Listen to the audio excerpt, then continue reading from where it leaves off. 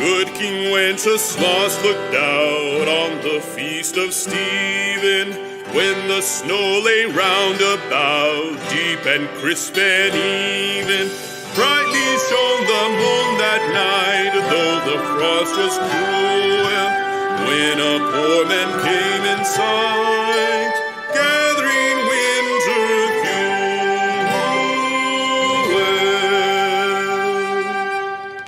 Hear the page and stand by me, if thou knowest it telling, yonder peasant, who is he, where and what is dwelling? Sire, he lives a goodly hens underneath the mountain, right against the forest fence, by St. Agnes' fountain.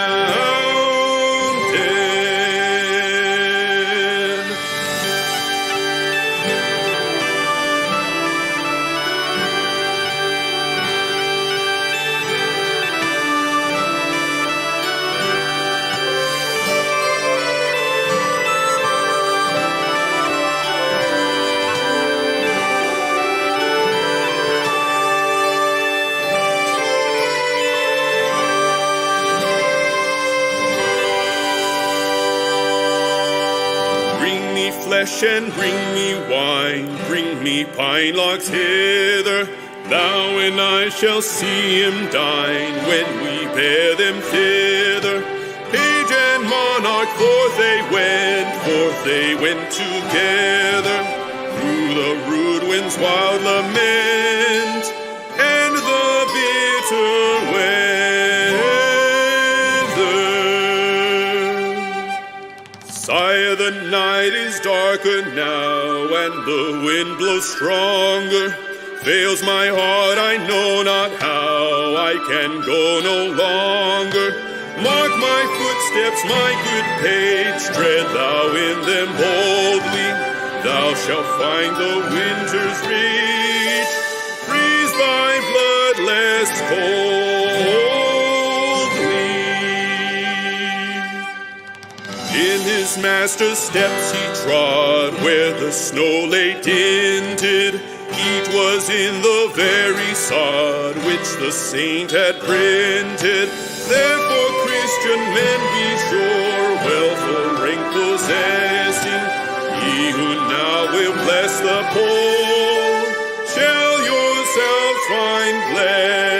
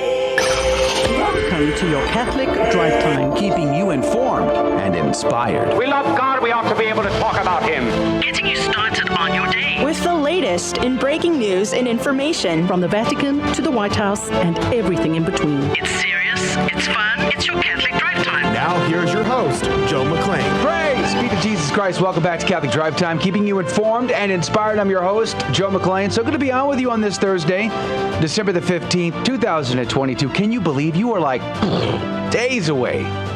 It's Christmas, or not yet, but it's going to be.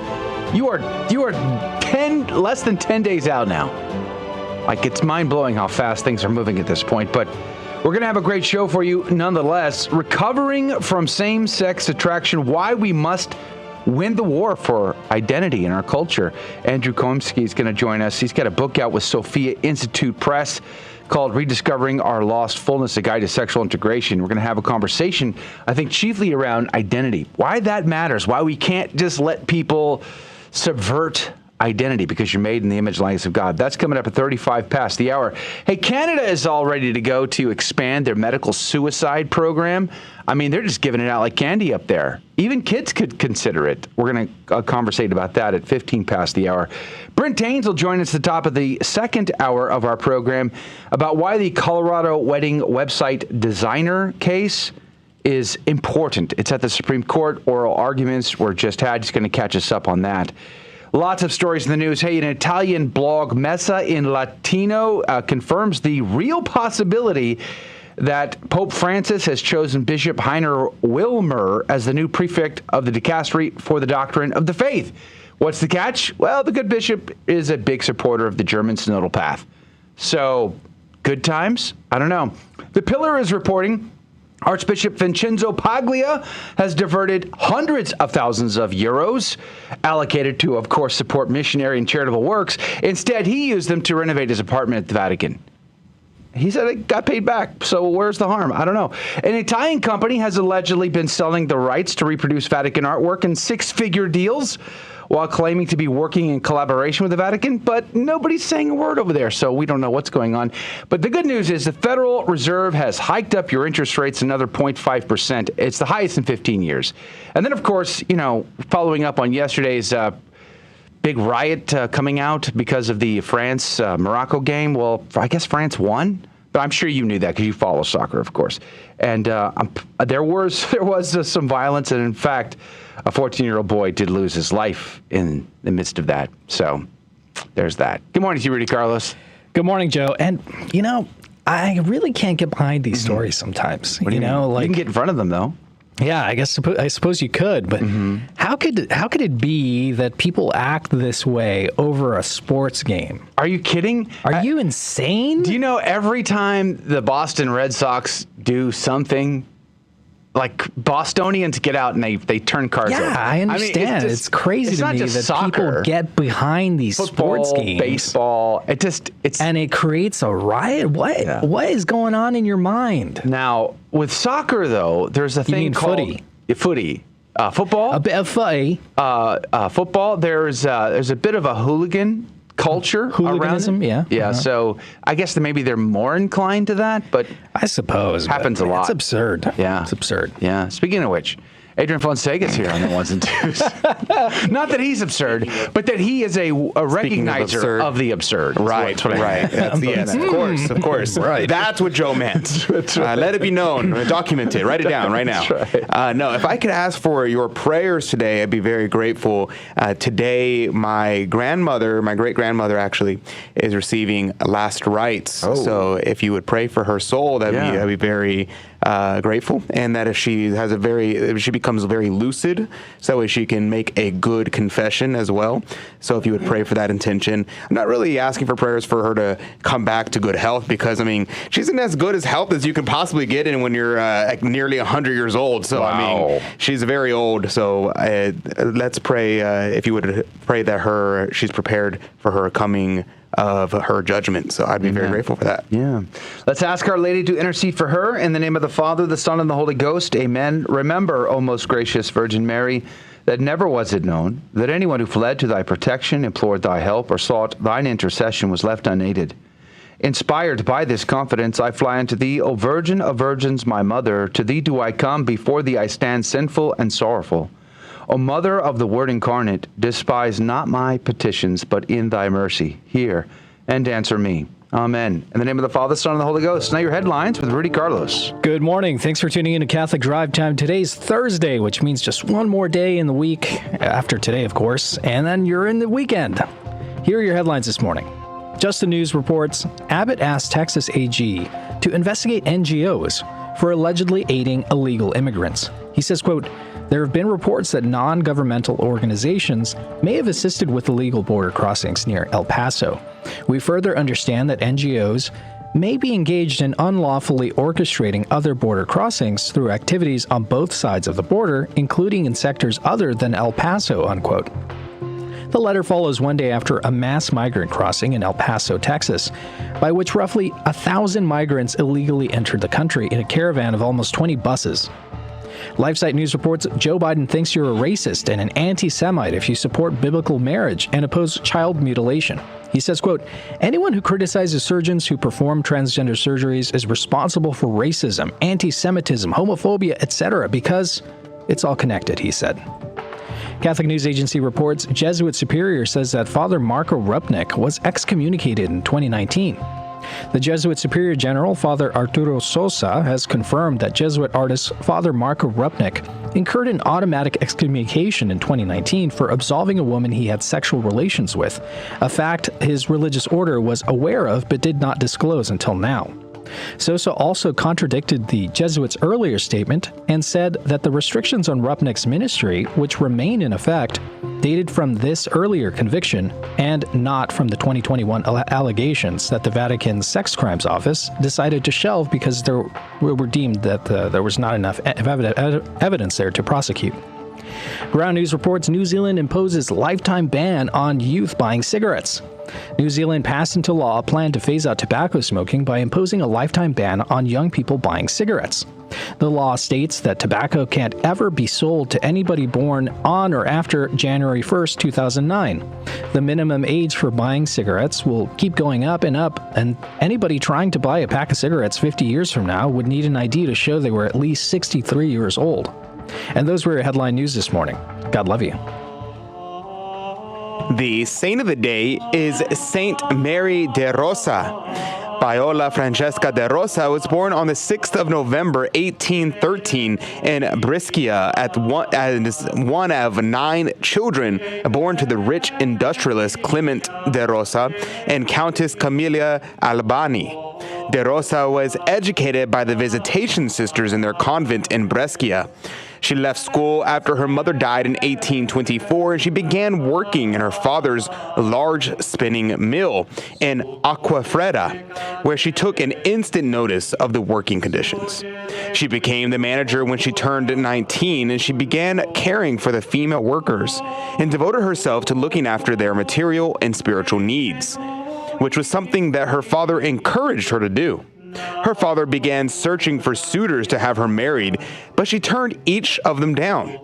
De Rosa was upset that her father did this and confessed her disappointment to the priest Faustino Benzoni, who then spoke to her father to tell him that his daughter had another vocation in mind. De Rosa lived at home for the next decade, increasing her involvement in various forms of social work. Brescia suffered from a cholera epidemic in 1836, and De Rosa went on to tend to the ill in the local hospital. It was also around this stage that she directed a home for mute and deaf women.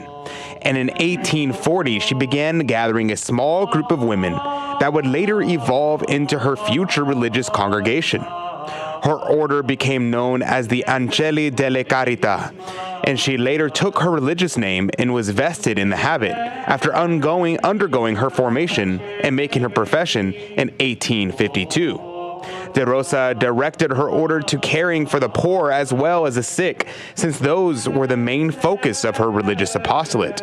She once said to her colleagues that, quote, I suffer from seeing suffering. Her order received papal approval from Pope Pius IX in 1850, after having received diocesan approval from the Bishop of Brescia and Carlo Domicio Ferrari in 1843. De Rosa died at a hospital in Brescia on the 15th of December, 1855, after suffering from a prolonged illness. Her beatification was celebrated in the mid-1940s after Pope Pius XII, who also beatified her, canonized her over a decade later on the 12th of June, 1954. Saint Mary de Rosa, pray for us. Praise be to God in all things. The gospel today comes to us from Luke chapter 7, verses 24 through 30. When the messengers of John the Baptist had left, Jesus began to speak to the crowds about John. What did you go out to the desert to see? A reed swayed by the wind? Then what did you go out to see? Someone dressed in fine garments? Those who dress luxuriously and live sumptuously are found in royal palaces. Then what did you go out to see? A prophet? Yes, I tell you, more than a prophet. This is the one about whom Scripture says, Behold, I am sending my messenger ahead of you. He will prepare you your way before you. I tell you, among those born of women, no one is greater than John. Yet the least in the kingdom of God is greater than he. All the people who listened, including the tax collectors, who were baptized with the baptism of John, acknowledged the righteousness of God. But the Pharisees and scholars of the law were not baptized by him, rejected the plan of God for themselves. The gospel of the Lord. Praise to you, Lord Jesus Christ. Yesterday I read to you the Cornelius a Lapide quote on the what did you go out to see? A reed shaken in the wind. John is not shifted by the changing times. He is not the kind of guy who's going to wear nice clothing, eat fat foods, and live comfortably like so many palace bishops did in the time of Athanasius, by the way. But no, John is an oak, Cornelius said. Great quote there. But I want to focus on this none is greater than John section of this verse. What is that, like verse 18 or 20 or something like that? At any rate, St. Jerome says, we understand it simply that every saint who is already with the Lord is greater than he who yet stands in the battle. For it is one thing to have gained the crown of victory, another to be yet fighting in the field. Close quote, St. Jerome. Father John McKeeveley said this, it is between the ancient prophets only and John this comparison is instituted. Hence, neither the Blessed Virgin nor the apostles are included, who on account of their apostolic dignity and immediate association with Christ are greater than John. Our Redeemer himself can by no means be included, even supposing the comparison to be between John and all others, because he was not born of a woman in the sense he was here referred to, in the natural way. Nor can the Blessed Virgin either, for it is between men the comparison is instituted. He goes on to say, John is more than a prophet. That John the Baptist was the most holy and exalted of all men that appeared before him, whether we consider the exalted prerogatives bestowed upon him, his miraculous birth, the loosing of his father's tongue, his angelic life, his sanctification in his mother's womb, his being predicted by the other prophets, or whether we regard the more abundant gifts of the Holy Ghost plenteously bestowed upon him, other prophets became such in course of life, whereas John was from his birth. Very interesting. Father John goes on to say, the least saint reigning in glory is greater than John, because the former possesses the crown of glory, the latter is battling for it. And in this interpretation, our Redeemer's object would be to stimulate men to labor earnestly for the kingdom of heaven by entering the church, which is the gate to it. Wow, that's some powerful stuff. What does it all mean? How blessed and fortunate that you are. And how many would have longed, loved, begged, borrowed, pleaded, even stolen for the opportunity to receive sacramental graces in the one holy Catholic and Apostolic Church founded by Christ himself. Not even John the Baptist got to enjoy that. But you do. I do. Do we take it for granted? Do we use it to our advantage? Do we live in a state of grace? Do we make frequent use of the sacraments, these gifts given to us, and so many before us, so many incredible, incredible prophets, even John the Baptist, didn't get to do what you and I get to go do. Confession, Holy Mass, communion. Let's not waste that. Let's take advantage, and let's give it to the rest of the world. We'll be right back. Protestants like to use James 2:10 through 11 against the Catholic doctrine of mortal and venial sin, because James says, whoever keeps the whole law but fails in one point has become guilty of all of it. But James can't be denying the doctrine of mortal and venial sin, because in 1:15 he affirms it, saying that sin in its beginning stages doesn't bring death, venial sin, whereas it does in its more mature stages, mortal sin. The point James is making in James 2:10 through 11 is that we must keep all the commandments in order to avoid incurring the guilt of transgressing the law. We can't say to the Lord on Judgment Day, Lord, I only broke one commandment but kept the other 9. So James 2:10 through 11 is simply a misfire in trying to take down the Catholic belief of mortal and venial sin. I'm Carlo Broussard with the ready reason for Catholic Answers, Catholic.com. Years ago, when I started acting, modeling, and singing in Mexico, my Catholic faith was not the center of my life. It took me many years to discover that success, fame, money, and all the pleasures of the world were not going to fulfill me. I got to a point in my life where I thought I had everything, but I realized something was missing. Thankfully, I began a faith journey that brought me back to God and home to the Catholic Church. You can too. Discover more at CatholicsComeHome.com.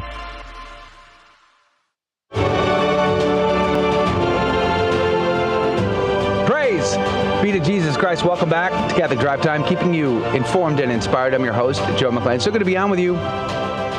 Rediscovering Our Lost Fullness, A Guide to Sexual Integration. That's a book by Andrew Comiskey over at Sophia. We're going to have a conversation about his recovery from same-sex attraction and why the war for identity in our culture must be won.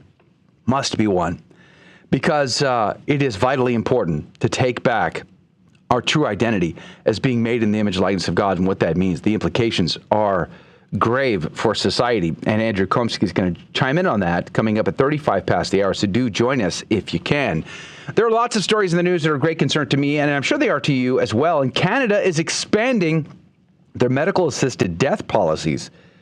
Now, recently we started seeing some headlines about folks in Canada being told that maybe it might be better if you should kill yourself, and we'll help you with that. I know you want medical care. We all want medical care, but let's be honest. You're going to be happier if you just, we'll give you some medical care. A doctor will help you kill yourself. Most famously, there's a Paralympian. Yeah. Who wanted to get a ramp so that she could, go up the stairs a little bit easier. And she got a letter in the mail that said, hey, actually, if this is really important to you, we can help you kill yourself. Right. It's like, seems talk about absurd, right? Fair. Maybe that's the theme of the show today. Just wanted a ramp to get into my apartment, my house. Didn't that used to be a really bad joke before? People were just like, oh, you're living a bad life? Just kill yourself. And then now they're literally saying that. Is that a joke? Yeah, people used to say that as like really? People used to say that all the time. If you did something, they're like, just kill yourself, man. Yikes. And now they're the doctors. Now they mean it. Now the doctors are saying, just kill yourself. And don't worry, we'll pay for it. They mean it. So let me read this a little bit to you first. This is a headline out of the Catholic News Agency. It says, hungry, poor, and disabled Canadians seeking assisted suicide. So it's not just Paralympians that are getting this kind of treatment. It's others. Canadian food bank clients and disabled retirees facing financial insecurity are now considering doctor-assisted suicide to avoid living in poverty. Several sources have reported, based on the definitions in the Canadian law, nearly anyone with a chronic medical condition, such as people with disabilities, can be approved for euthanasia, according to Alex Schadenberg, executive director of the Euthanasia Prevention Coalition. Quote, therefore, people with disabilities are requesting euthanasia based on poverty, homelessness, or an inability to receive needed medical treatment, but they are approved for euthanasia based on their disability, he added. Megan Nichols, CEO of the Mississauga Food Bank in Mississauga and Ontario City, west of Toronto, said demand has increased by 60%, and this is for their food at the food bank, since the start of the COVID-19 pandemic. Her food bank network now serves 30,000 people per year, she reported back in November. For the first time, according to Nichols, beneficiaries are reporting that the cost of food has put them into financial insolvency. Quote, "We're at the point where clients on these programs are telling us they're considering medically assisted death or suicide because they can't live in grinding poverty anymore," she said in the McLean's report. By the way, did you even know? You might not have known this, but in Canada, you know, the country that invaded us back in the War of 1812, nonetheless, they have a news outlet called McLean's. True story. True story. Who knew? I didn't know. It's your cousin. Where do they stand I'm on the wondering if we're at all related. It makes me wonder. But nonetheless, I digress. We go on. Quote, "A client in our food bank home delivery program told one of our staff that they're considering suicide because they're so tired of suffering through poverty. Another client asked if we knew how to apply for MAID, medical assistance in dying, for the same reasons." Could you imagine just how hopeless you must be to think that you really just want someone to kill you? Like, I don't think people have thought this through very carefully. We live in a day and an age where we have reinvented marriage. We call wrong right, right wrong, and we think that killing oneself is the solution to any problem we face. And this is beginning to become a bigger and bigger crisis. Here's another article out of the Desert News. And again, the headline is "Canada is set to expand medically assisted death." And a little bit of the article says, according to NPR, even as early as next March, Canadians living with severe mental health could also be eligible under the law known as Medical Assistance in Dying, or MAID. Canada has allowed medically assisted death for terminal patients since 2016. Reuters reported that the mental health was excluded in the previous 2021 bill, but now Canada is preparing to expand to include mental health as the sole reason for accessing medically assisted death. Bill C-7, which had royal assent on March 17, 2021, repealed the necessity for someone's death to be foreseeable before they assessed medically assisted death. This bill also specified that mental health could not be the sole reason to access it. So it used to be like you were terminally ill. You had cancer, you were going to die, there was no getting around it, and you wanted to control that in. That was sort of the reasoning. Not that I'm endorsing it, but that was the reasoning. Well, they've done away with that. Now it could literally be almost anything. The article goes on to say, however, according to Dying with Dignity, excluding mental health will be automatically repealed on March 17, 2023. In the federally published third annual report on medically assisted death, they said other aspects of the MAID policy landscape will also receive attention, including questions related to access to palliative care and disability supports, as well as requests from mature minors and advanced requests. Oh, mature minors. So kids can request this now. Think about that. You take your kid to a health checkup, and the doc's like, "Listen, kid, you don't want to live, do you? Yeah, I mean, come on. You want to put an end to this, don't you? And just sign here." How much of the parents are going to be involved? Now, I understand parents still have to agree to it, but this is a dangerous, horrible manipulation of the world by the world, the flesh, and the devil, and we shouldn't be standing for it. And I know I'm talking about Canada, but don't be fooled. It's happening right here in America. I mean, Washington, Oregon, California, New Mexico, Colorado, New Jersey, Maine, Vermont, all have medical assisted suicide laws on the books right now. This article goes on to say the Associated Press reported that 61-year-old Canadian Alan Nichols submitted a reason for euthanasia in Canada. His application for euthanasia listed only one health condition as the reason for his request: to die. What was it? Was he dying of cancer? No. Hearing loss. Hearing loss was his reason for wanting to die. Nichols had a history of depression and other illness, but none of which were life-threatening. Human rights advocates have expressed concerns that the laws in Canada lack safeguards and negatively impact disabled people. You know what's interesting? That this is people who are depressed. I've been depressed. I've been suicidal in my past. I talked about it in my documentary film, The Other Side of Fear.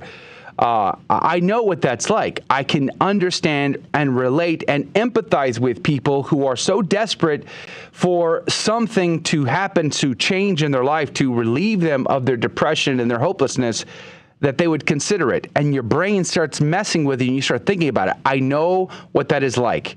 However, think about this for a second. How many times have we been told, by medical professionals, people with advanced medical degrees, that we aren't smart enough to evaluate certain things? And yet so many people with advanced higher education degrees have given us on a silver platter the redefinition of marriage, suicide by doctor, transgender surgeries, and so many other ills in society. We somehow have allowed ourselves as the body of Christ to think of this world from the terms of the world instead of through the lens of the one holy Catholic and Apostolic Church, the city of God. We must change that. These people need care, true care. They need help. They need someone to walk a mile in their shoes and be there with them. But ultimately, we have lost the ability to come to a right and good conclusion, to be reasonable. And sin is the culprit to that, but we are seeing the reverberations through all of society. Higher education is no longer able, apparently, to produce people well-educated who can come to a good conclusion, a logical conclusion, because I believe firmly that one does not have to be a zealot, faithful, a sold-out Catholic to decide, what? Suicide is not good, and we shouldn't be encouraging people to do these things. Like, you don't have to be John the Baptist to come to that conclusion. You should just be an average citizen and go, killing oneself is not good because murder is bad. That's natural law. All humans believe this, irregardless of the creed they profess. Therefore, we shouldn't be encouraging this on a societal level. But nonetheless, here we are. It reminded me of a time many years ago when I was just the general manager of the Houston market of the Guadalupe Radio Network, and I had a local radio program. And there was a priest here who was running a Catholic school, and he was very well respected, very well, he had pretty good amount of fame to him. People loved him and received him everywhere he went. He traveled the world and spoke and whatnot. He had a lot of very well-connected friends, and he was terminally ill with cancer. And he sat in the chair Rudy's sitting in right now, 1 month before he was dying. And he was energetic. He was full of life. If you didn't know he was dying, you wouldn't have known that he was dying because he didn't let on. And we talked about his facing eternity. We talked about his cancer and what that means and God's will for his holy life. And at the time, there was a woman in the headline news from the Pacific Northwest who was young, and she was dealing with cancer, and she wanted to commit suicide through a doctor because she could not come to grips with the idea of suffering. And there was this interesting comparing and contrasting between his experience and hers. And what he talked about was embracing the cross, embracing the suffering, and not shirking the opportunity to pick up that cross that Christ has given to us and to march upon Calvary and there be crucified next to our Lord. That there was great dignity in the suffering aspect. And it reminded me of my friend Doug Pearson, who I've shared many times in this program, who also in his final moments in life embraced the cross of Christ when he was dying of cancer, and did so, I would say, so heroically, so virtuously, so incredible. And there are many examples, I'm sure you can think of some as well in your life, of people who have proven that it is possible to be virtuous in the most ardent, difficult circumstances.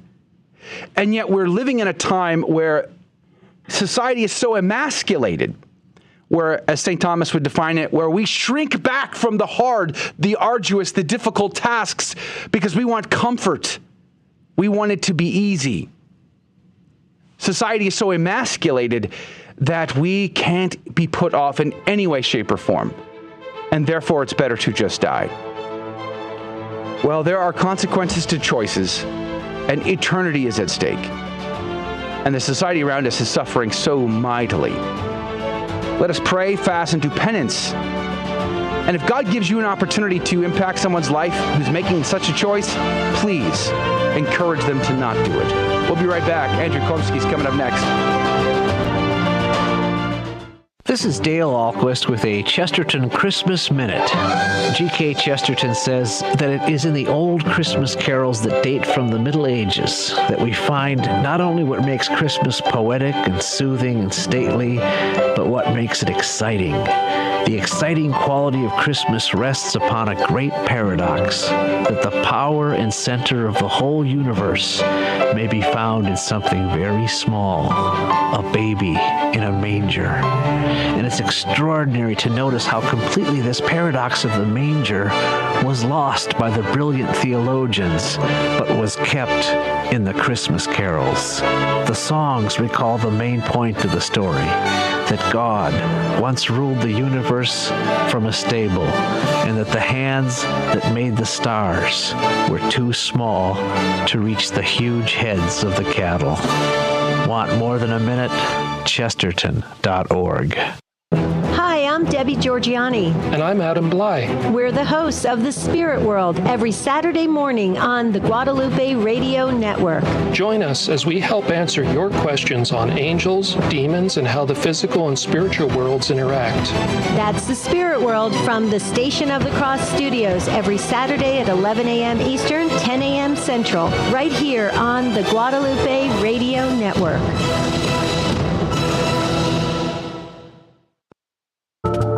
Welcome back to Catholic Drive Time, keeping you informed and inspired. And now here's a couple more headlines for you. This one's from Just the News. The headline is, Mother Forced to Pay School District for Challenging Spiritual Ceremonies in Class, according to the Assembly. The British Columbia Court of Appeals, the Canadian province's highest court, ordered Mother Candace Servatius to pay the Alberni School District's legal fees as a result of her unsuccessful litigation. She had alleged that the district forced her daughter to participate in an indigenous cleansing ritual and subjected her children to a school-sponsored Aboriginal prayer that violated the family's Christian beliefs. Both parties appealed the trial decision in favor of the district, which argued it shouldn't have to pay its own legal costs. The appeals court implies any indigenous religious ceremony can be legally performed in public schools as a, quote, cultural, unquote, demonstration because it's not trying to, quote, convert, unquote, students. And the Epoch Times reports, Fed raises interest rates by 0.5 percentage point to 15-year high. During a post-meeting press conference, Fed Chair Jerome Powell said that there's still a long way to go in the fight against inflation. Most officials now anticipate raising rates above 5% next year, which is higher than previously projected.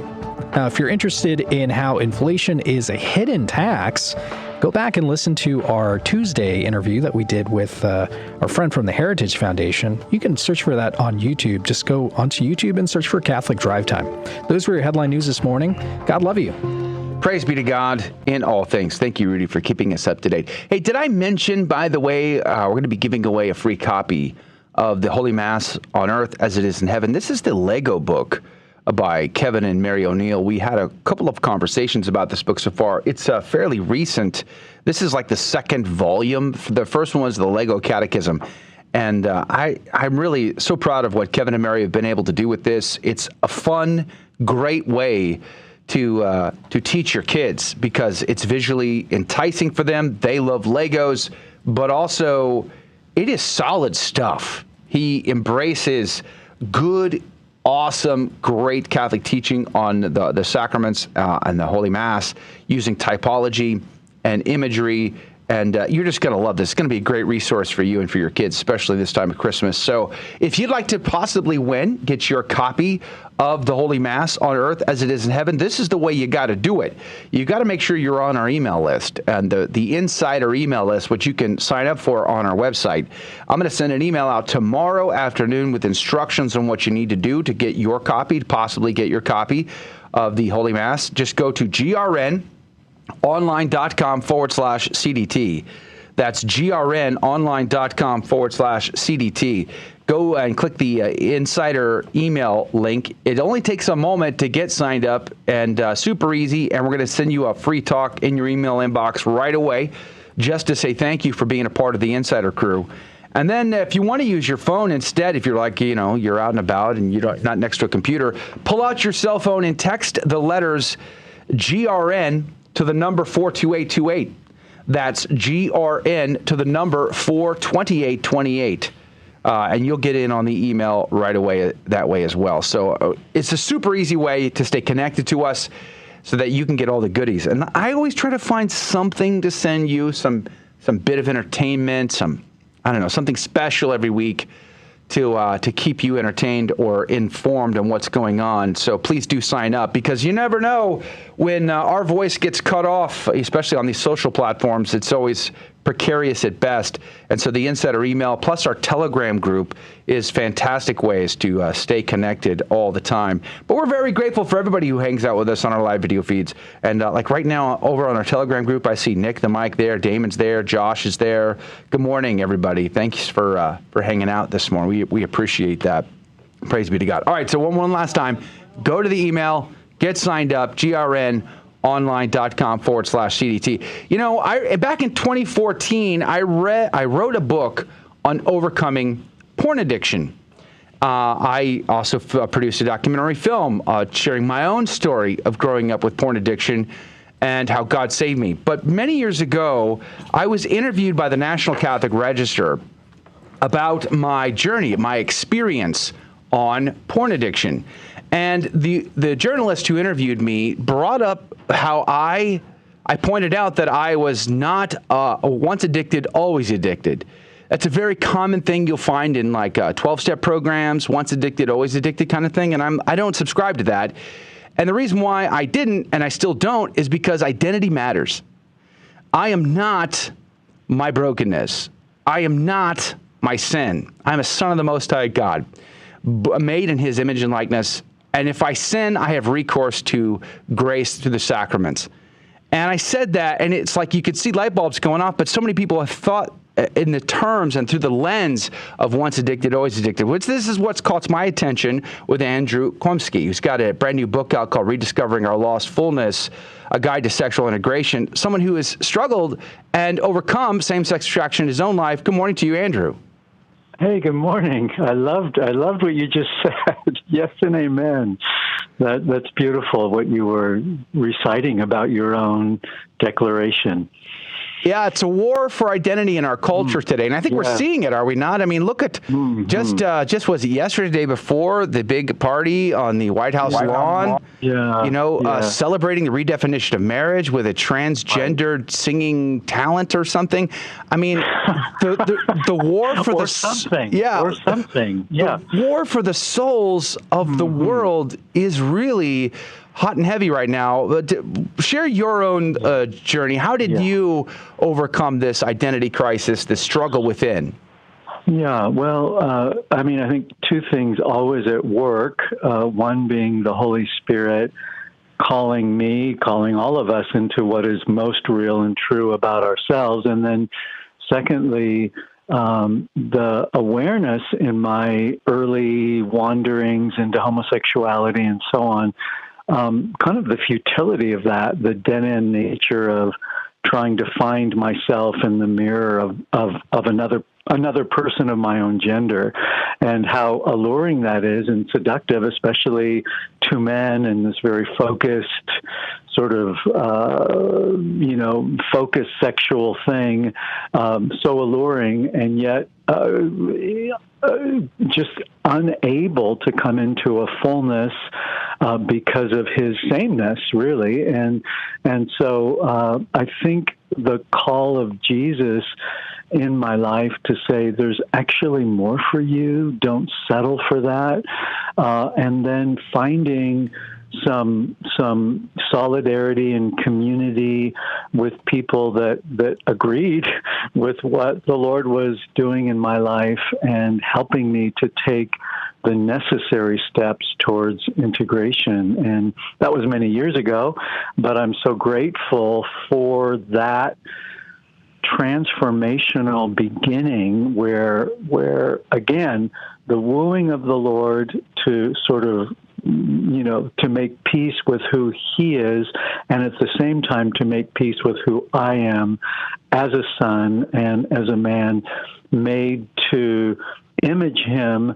in relationship to friends with guys, but also the freedom to engage, wholly with women, which is simply my call as a man. I mean, it's not rocket science here. My body tells a story, and that is in the direction of creativity and dignifying woman. And so that was kind of the beginning point many years ago, and the effect of all of that was beginning to rally people to do similarly, not only in coming out of homosexuality, but in a host of other addictions and identifications, such as what is the case in our world today. And so that's simply been the work that I've been about for the last 42 years. Right at the beginning, actually, I became engaged to a wonderful woman, and so she and I have been serving together in this work, and we have kids and grandkids, and so our growth together as a family has kind of been part and parcel of expanding this family of persons who are also, through Jesus and through his community, discovering a sure route to integration or to chastity. And that's what we've been about, and I'm so grateful. It's been a good life. Yeah, praise be to God. We have just about a minute and a half before we go to a quick network break, but I'm really curious, what was early family life like for you? Maybe you can start that before we go to break. And did that have an impact on your decision to engage in the homosexual behavior that you did in high school and in college? Yeah, I mean, I would attribute it both to culture and to family, and then also just to my own rebellious nature, frankly. But yeah, my family was a pretty sound family in many respects, but there were disconnects, especially in relationship to my father and also my brothers. So there was kind of a disidentification with my masculine adequacy, and that was reflected in relationship with the men in my family. So I'm not putting it on one person, on them, but I would say the interplay was certainly a frustrated one, and at the very least left me more vulnerable to trying to find myself in the mirror of other men. All right, hold that thought. Andrew Comiskey is our guest. Rediscovering Our Lost Fullness, a guide to sexual integration, which you can find linked up at sophiainstitute.com. We're going to come back after the break and continue this conversation. How hard was that journey, that coming back from the edge there? What was that like? What inspired him? All that and more is coming up next. Hey, Donnie, when we see Christ on the cross, what do we call that? A crucifix.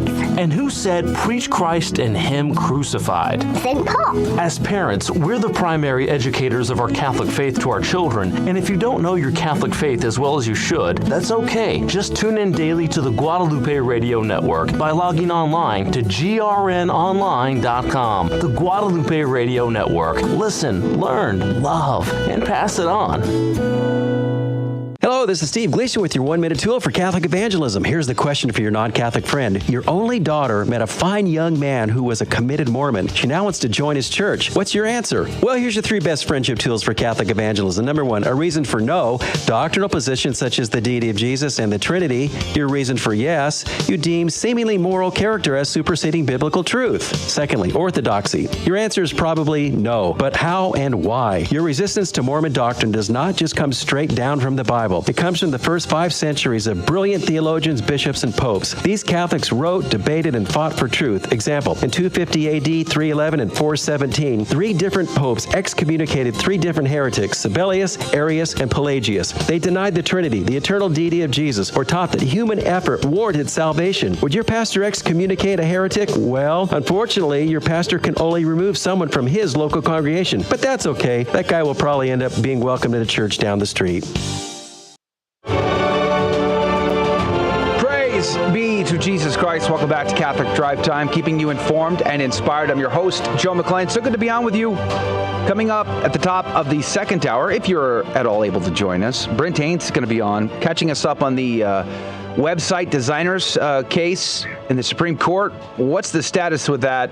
Why is that such an important thing for all of us to be paying attention to? Stick around for that if you can. But Andrew Comiskey is our guest. He's got a book called Comiskey.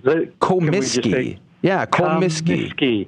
Comiskey, yes. Thank you. I appreciate that. Andrew Comiskey is our guest, Rediscovering Our Lost Fullness, A Guide to Sexual Integration by Sophia Institute Press. Andrew, again, thanks for that. I appreciate that. But could you tell me, what got you to change? What was the thing that got you to back away from that lifestyle? Yeah, well, I think I was aware of the witness. I had two older brothers who had been difficult for me growing up, but they had both become born-again Christians, not Catholic, but strong, sort of born-again Christians. Their lives had changed as teenagers. I could see that, and as a result of their coming into a knowledge of this Jesus, there was a softening and a deepening of their care for me, frankly. So they went from being oppositional and sort of, I was the soft kid, I was the one that was easy to beat up, etc. And then they went to being very concerned about their brother, who was sort of morphing into this sort of gay beach guy in Los Angeles. And so my brother's repentance to Jesus resulted in a tenderizing of heart and an authentic care for my well-being, which was actually founded in the fact that they were aware that I was in trouble. So I would say that was a big converting influence. And I would give that as a rule, basically, for anyone who's dealing with an LGBTQ loved one, etc. It's not just going to be about, don't you know the truth? Yes, I know the truth, and I know that I am in opposition to it.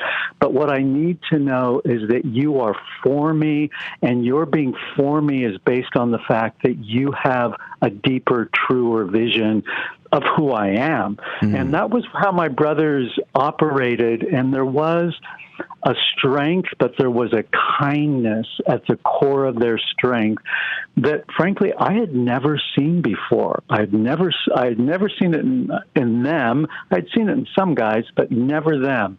And so the effect of that was an opening to this Jesus. And then when I did turn my life over to him and just said, I'm at the end. There was a realization that, like I said, this is a dead end. Like, I am not going to find wholeness in the arms, in the eyes, in the semblance of masculinity in another guy. That's just not going to happen. And so my gaze became Jesus Christ.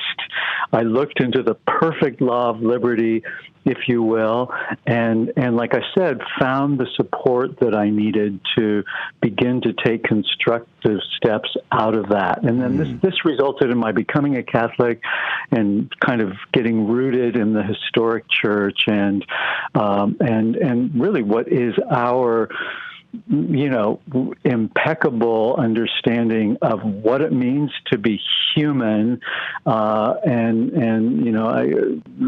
John Paul II and the theology of the body was such a significant part of coming into an awareness of my human foundation made in his image, and the redeeming work of Jesus, the sacramental life, etc.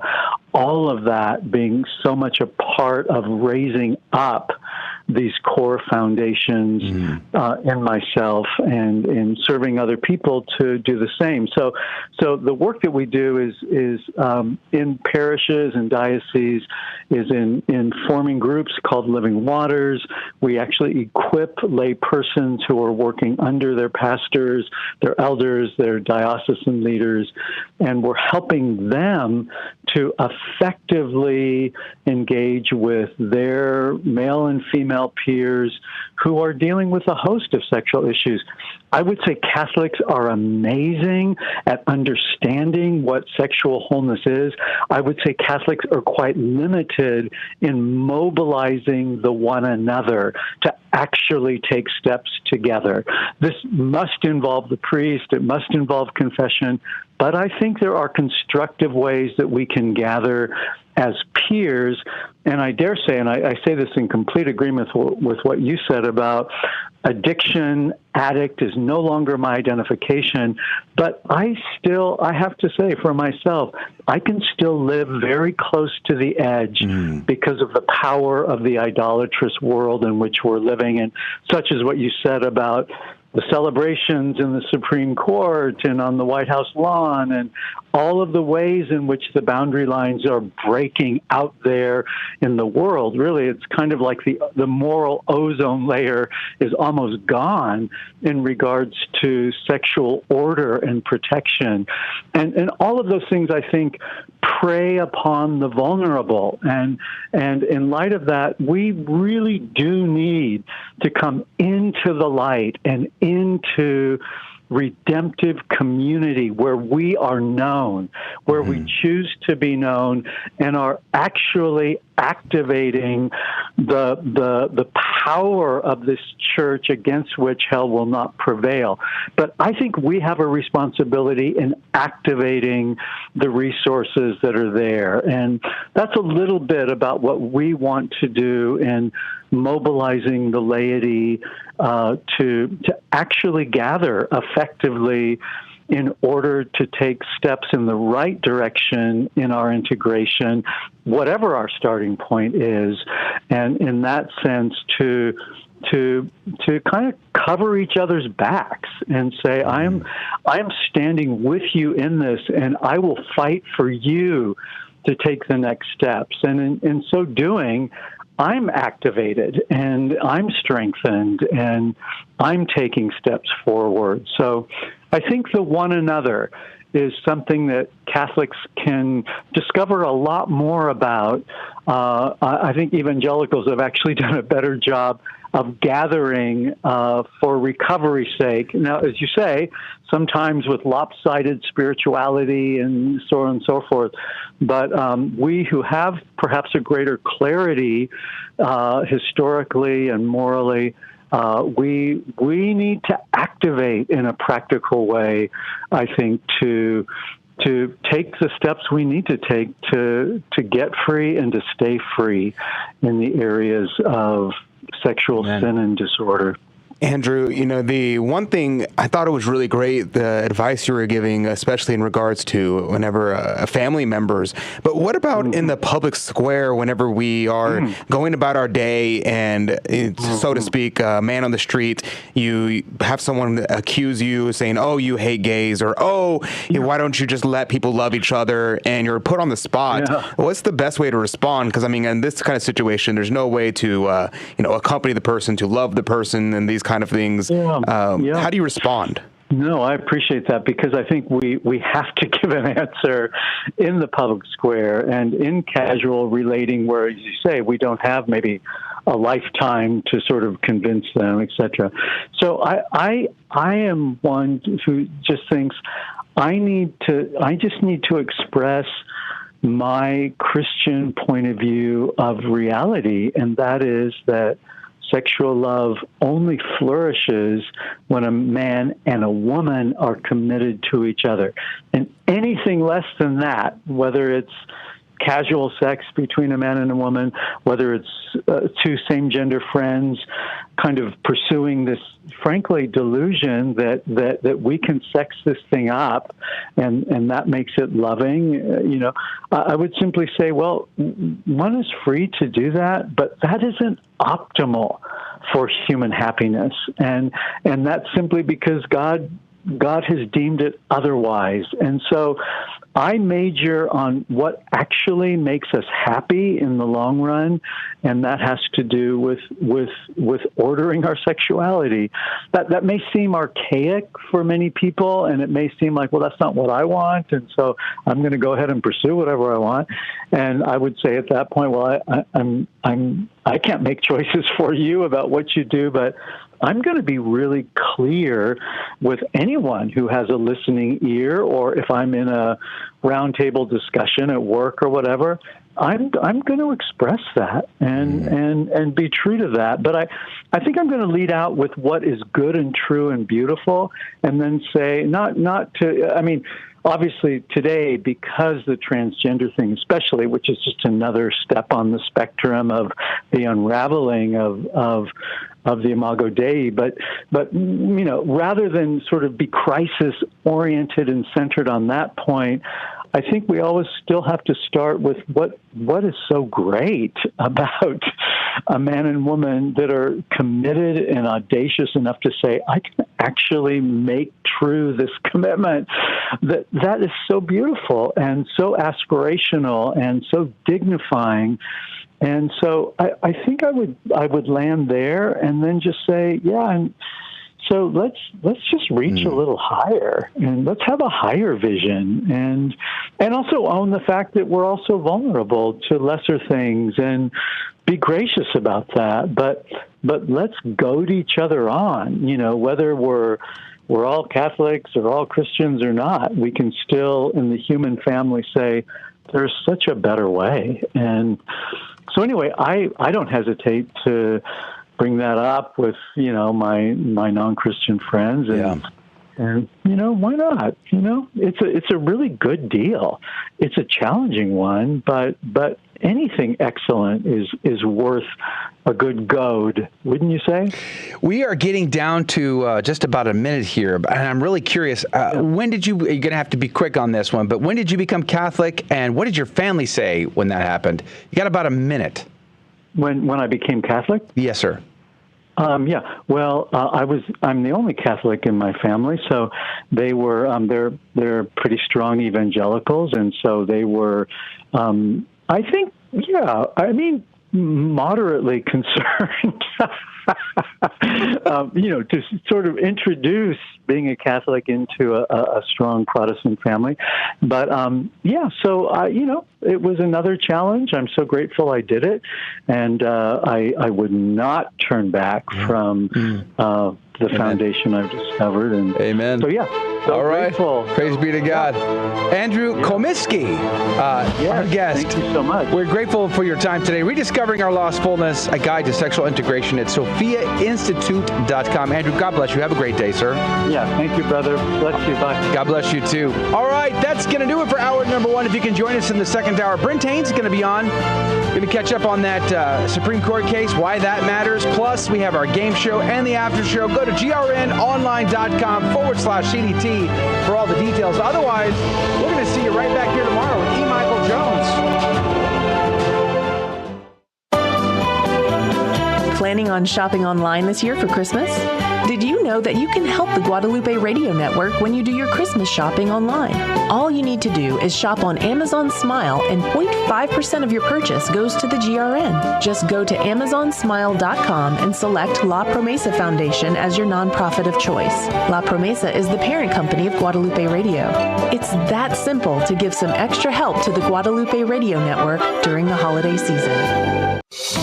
I had a personal experience that was life-changing for me. My husband of 21 years decided to leave our family, me and my girls, and in the midst of the absolute horrible heartache, I happened to be flipping through the radio one day on the AM channel because I didn't feel like listening to music, and I happened to find Catholic radio. And ever since then, I have been tuned in religiously, and I feel like I have a really, really strong pull to the Catholic faith. The Guadalupe Radio Network would like to thank those listeners who have supported Catholic radio financially over the years so that we could be there when Terry needed us. If you would like to support your Catholic radio station, please visit grnonline.com and you can click on the Donate Now button. Again, we sincerely thank you for helping us to be there for Terry and everyone else that needs God's love. There will come a day when each of us will be asked to review the movie of our life and give an account to God. We will sorrowfully relive the bad times and joyfully revisit the good. Thankfully, no matter what you've done, there is hope. since Jesus came not to condemn the world, but to save it. So if you've been away from church for a while, we invite you to come home and find the peace that only comes from God. Visit CatholicsComeHome.org. Are you on the CDT Insider email list? Hi, Joe McLean here. And every week I send you cool stuff straight to your inbox, goodies that you're not going to want to miss. Go to grnonline.com/CDT and get signed up today.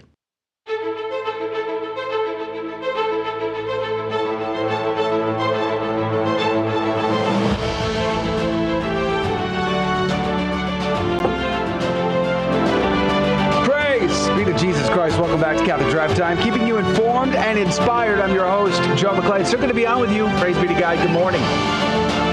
Coming up at 15 past the hour, we're going to play our game show, Fear and Trembling, with prizes at stake. You could win. You do have to be our caller to win. You have to make a phone call. I'll give you the phone number, and when I do, the first caller gets to play the game. So I'll do that at 15 past the hour. Be ready for that. Get your phone finger ready to your dial-in finger. Remember back in my day when we used to have to do the rotary thing? Like, shh, you had to wait for it to come all the way back. Then no way. It's not in your day. Yes, it was. There's no way. 100%. My parents didn't even have one of those. Yeah, yes, they did. Yes, it's a regional thing, bro. Oh man, and it was just like that ugly.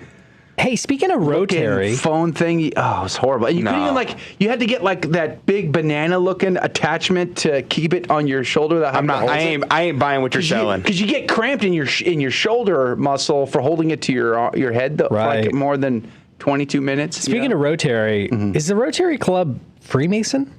No. No, they're not. They're their own flavors. Something or other. Yeah. Hey, by the way, you guess who called me last night? The IRS. Steven Spielberg. No way. He heard that I got a brand new camera. For real? And he's like, I heard you got the Lumix S5. Spielberg. What are you going to do with that thing? And how can we do something special together on that? Mm-hmm. Yeah. Wasn't Steven. I don't think it was Steven Spielberg. I think it was Bruce Spielberg. Stefan Spielberg, yeah. I did get a new camera, and God, it's like a kid with his toy at Christmas time. It's like, what? Oh, look at me. Oh, this button does cool things. And then he dropped it. Joe was texting me pictures of it at like 8 p.m. I'm like, why are you still awake? Don't you have to get up at 3 in the morning? Dude, I was watching every YouTube video I could find on how to set it up. He's like, it was 5 o'clock, and he was like, I'm just going to watch a video on how to do this thing. Oh, no. Yes, that's exactly right. Happens every time. Stunky X, yeah, he knows my pain. He remembers the old struggle bus with the phone rotary dial thingy-dingy. Those were good times. Yeah, I'm gonna be filming Gabriel Castillo. So we're gonna do a documentary. The Gabriel Castillo? On the peace be upon him, Gabriel Castillo. Oh wow. You know, back to phones though. Back to phones though. I'll never forget. I grew up at the tail end of this era. Some would say, of having the embarrassment, having the cojones to have to call somebody, somebody's house. Yeah. The girl that you had a crush on, you had to call them. Okay. And anybody could pick up the phone on the other side, and it would just be so embarrassing to have to do that. Now you can just text. So you know what I used to do no problem. as a prank as a kid? So did you used to call people? That was a thing. Prank callers? Shock jocks in radio used to crank call people live on air. You know who used to do that? Our buddy Jesus Robles used to do that. Oh, yeah. But there was these DJs. Peace be upon there was these radio DJs, shock jocks out in Boston, that they made a career out of this. And they would produce albums of their crank calls. And people would buy these albums, these CDs That's of horrible. all their crank calls. But here's the thing that I used to do as a kid, just for fun. So the phone would ring, and I'd go pick it up, and I go, "Hello, is Steven there?" And they would be like, wrong number. What? And I go, "Oh, I'm sorry, wrong number." Then I hang up. And they'd be like, "Wait, what just happened?" We used to do prank calls whenever we were kids, but what we would do, because it was during the time where we had caller ID. And so we were like, our friends are going to know, because we would prank call our friends. Star 79, baby. Well, no, what we would do is that we had this app that would change our number. And so the number would appear as if it's coming from somewhere else. And we could actually change our caller ID to whatever we wanted. And so we would do that, and we would prank call people all the time. Me and my buddy Sean would stay up like all night prank calling people. Good times. Good times. Prank calls are still a thing, by the way, except, Are they? well, some people call now and want to get you to sign up for their I don't ever their car answer the thing, phone. or I'm like, if they know us, they'll leave a voicemail. I need to help you with your extended warranty. Yeah, exactly. You better act right now. Dial 1 to speak to No, I'm not dialing anyone. About settling my loans and loan forgiveness. I get those all the time. Like, hey, I know you have a ton of loans. We can help pay them off. And I'm like, really? I have no loans. Wow. Amy says, when a boy would call for my older sister, we yell for her, "It's a boy!" Oh, man. She always wanted to kill us. Nice. Anyway. Our good friend Brent Haynes is on the line. Good morning to you, Brent. Good morning, everyone. Praise be to God. Hey, do you remember rotary phones? You remember? Are you old enough to remember rotary phones? Well, considering I'm older than you, Joe, yeah, I remember. I didn't want to out you. I mean, I just thought I'd set it up for you. Brent, I thought you were 30. Do you remember? I'm not embarrassed by my age. Oh, good. So. Praise be to God. Do you remember the era of crank calls? Did you, as a kid, do crank calls? Oh, I've never confessed that in the confessional, but of course I wasn't Catholic when I was growing up. But yeah, that's something completely just unknown to the current generation, isn't it? But yeah. I mean, remember when radio? That was a thing on radio all the time. The crank calls. Yes. It was such a thing. It was. And it was brutal, too. Just brutal what they would do to these poor, innocent people, not suspecting that they were being broadcast on radio all over the country. But, yeah, that was a thing. Hey, speaking of things, there's this court case at the Supreme Court for a woman out of Colorado who is a web designer, and she does not want to use her skills, her aptitude, her art to support the redefinition of marriage, or couples that are same-sex attracted, those kinds of things. What's going on there? Well, a lot of people are going to remember the famous wedding cake designer case, Joe, that came from Colorado, where Jack Phillips, a baker, was asked to make a custom wedding cake, not a cake off the shelf, huge difference, but a custom wedding cake for a gay marriage. And he said, no, I'm a Christian. I can't do that because I don't want to promote gay marriage or participate in that. That's against my religious beliefs. Now, Jack Phillips won at the United States Supreme Court, but he won on a rather narrow ground. What happened was the Colorado Human Rights Commission, so-called, when they heard his case, because these cases are first heard in a bureaucracy before they go to the court system. You have to go through an administrative process. That commission actually was foolish enough to say what they really thought. And they said what they really thought about people of religious faith, or at least Christians. And so they showed their hostility on the record. And the Supreme Court did what courts really should do. Courts are not supposed to make grand, sweeping decisions that are very broad and affect a lot of people when they have a case before them. They're supposed to make a decision that decides the issue before them, that's been fully briefed, so that the judges are fully informed, so that the arguments have been worked out by the time it gets to the Supreme Court, worked out for 2 or 3 years probably. And the Supreme Court looked at the Jack Phillips case and said, wait a minute, before we get to this issue of religious beliefs and free speech and all of that, and this government law that says you have to make a case, what are you all doing expressing hostility to religion?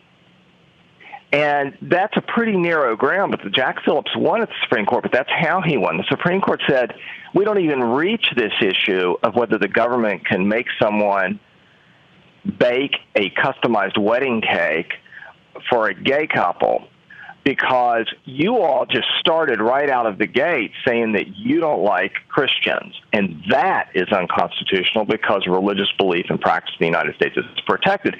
So Jack Phillips won. That case went away, at least temporarily, but the result is the Supreme Court did not decide the fundamental issue of free speech and the fundamental issue of religious freedom and how Christians are allowed to behave in the workplace. So go forward. Other cases are going on all the time. Lori Smith has the website, as you mentioned. she wants to design websites for Christians who are getting married, and she doesn't want to design websites for same-sex couples. And Colorado says this is a violation of the anti-discrimination law. Lori Smith hasn't done any of these websites yet because she doesn't want to face the punishment and the fines that would occur if she did this and someone complained about her. So she sort of filed a preemptive strike. You can do that in certain situations. She went to court and basically said, look, declare this law unconstitutional, or at least let me operate without being punished by it. And Colorado said no. And here's the difference on this case and the previous case, Joe. Even though the real basis of this case is Lori Smith's religious beliefs, when the Supreme Court takes a case, they don't necessarily take the entire case. A lot of people might be surprised by that, but cases often have more than one issue. And in this case, the Supreme Court narrowed it. They wanted to focus on one issue, and they said, we're not going to take your objection to this law on religious grounds, where you say this violates your religious rights under the Constitution. The Supreme Court said, we want to hear your case on the ground where you claim it violates your right of free speech. So even though this is a very important and could be the most important religious freedom case of our time, it might not be true, because with this court we might get another one like this as they develop these issues down the road. But even though this is a free speech case, Joe, this is a very important religious freedom case. Wow. That is strange. Why, golly gee whiz, if I'm like, listen, guys, this is against my religion, I can't do this, why would the Supreme Court say, you know what, that's all well and good, but we don't want to hear that. We're changing your intention from this to something else. That seems pretty squirrely, though, Brent. Well, no, they didn't change the intention. I mean, this is the argument of Lori Smith. You know, she's saying, look, you can't make me do this. That violates my right of free speech. She's saying you can't violate my right of free speech. And the Supreme Court has good reasons to do that, because there are a lot of cases that have nothing to do with religion where this issue can come up. And, you know, lawyers like to divide and categorize and analyze and go through things thoroughly. And so they want to look at the free speech issue. So what Colorado says is, look, it's not a matter of free speech. This is a public accommodation. Colorado is essentially saying this is no different than refusing to serve black people in a restaurant. This is no different than refusing to rent a hotel room to a gay person. And they relied upon a case that involved U.S. military recruiters being prohibited from, or not being allowed to use rooms or property on university campuses during the anti-military and even stronger anti-military era, you know, before the military became woke and became accepted, Joe. Yeah. Lori Smith says, no, this is compelled speech. This is the United States of America. If you make me do a website for a gay wedding, then you are forcing me to speak in favor of gay wedding. It is essentially an endorsement. I'm participating in it. You're making me endorse it. Yeah. And her lawyers are relying upon a case from Boston years ago called Hurley, where a gay group wanted to participate in the Irish American gay and lesbian parade. And in that case, the Supreme Court ruled in favor of the parade organizers, and they said, if you allow a gay group to march in the parade, that's sort of saying like the parade organizers are endorsing whatever that group in the parade says. We don't make people in the United States say things they don't believe in. That's what Lori Smith is saying about our website business. If you make me do same-sex wedding websites, then you're making me basically say I agree with same-sex weddings. Yeah. The other side is saying, no, it's just like serving people at a restaurant. There's no speech involved.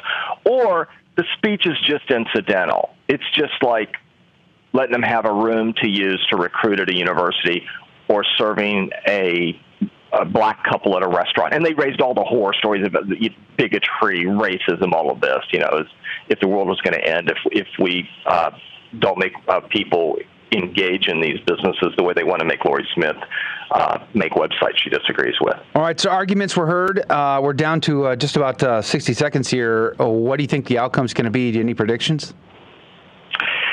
Thanks to the position we have on the Supreme Court, as long as we can hold it, we have 5 conservatives, 4 pretty good conservatives, really 5, counting Gorsuch, and then we have our somewhat moderate conservative John Roberts.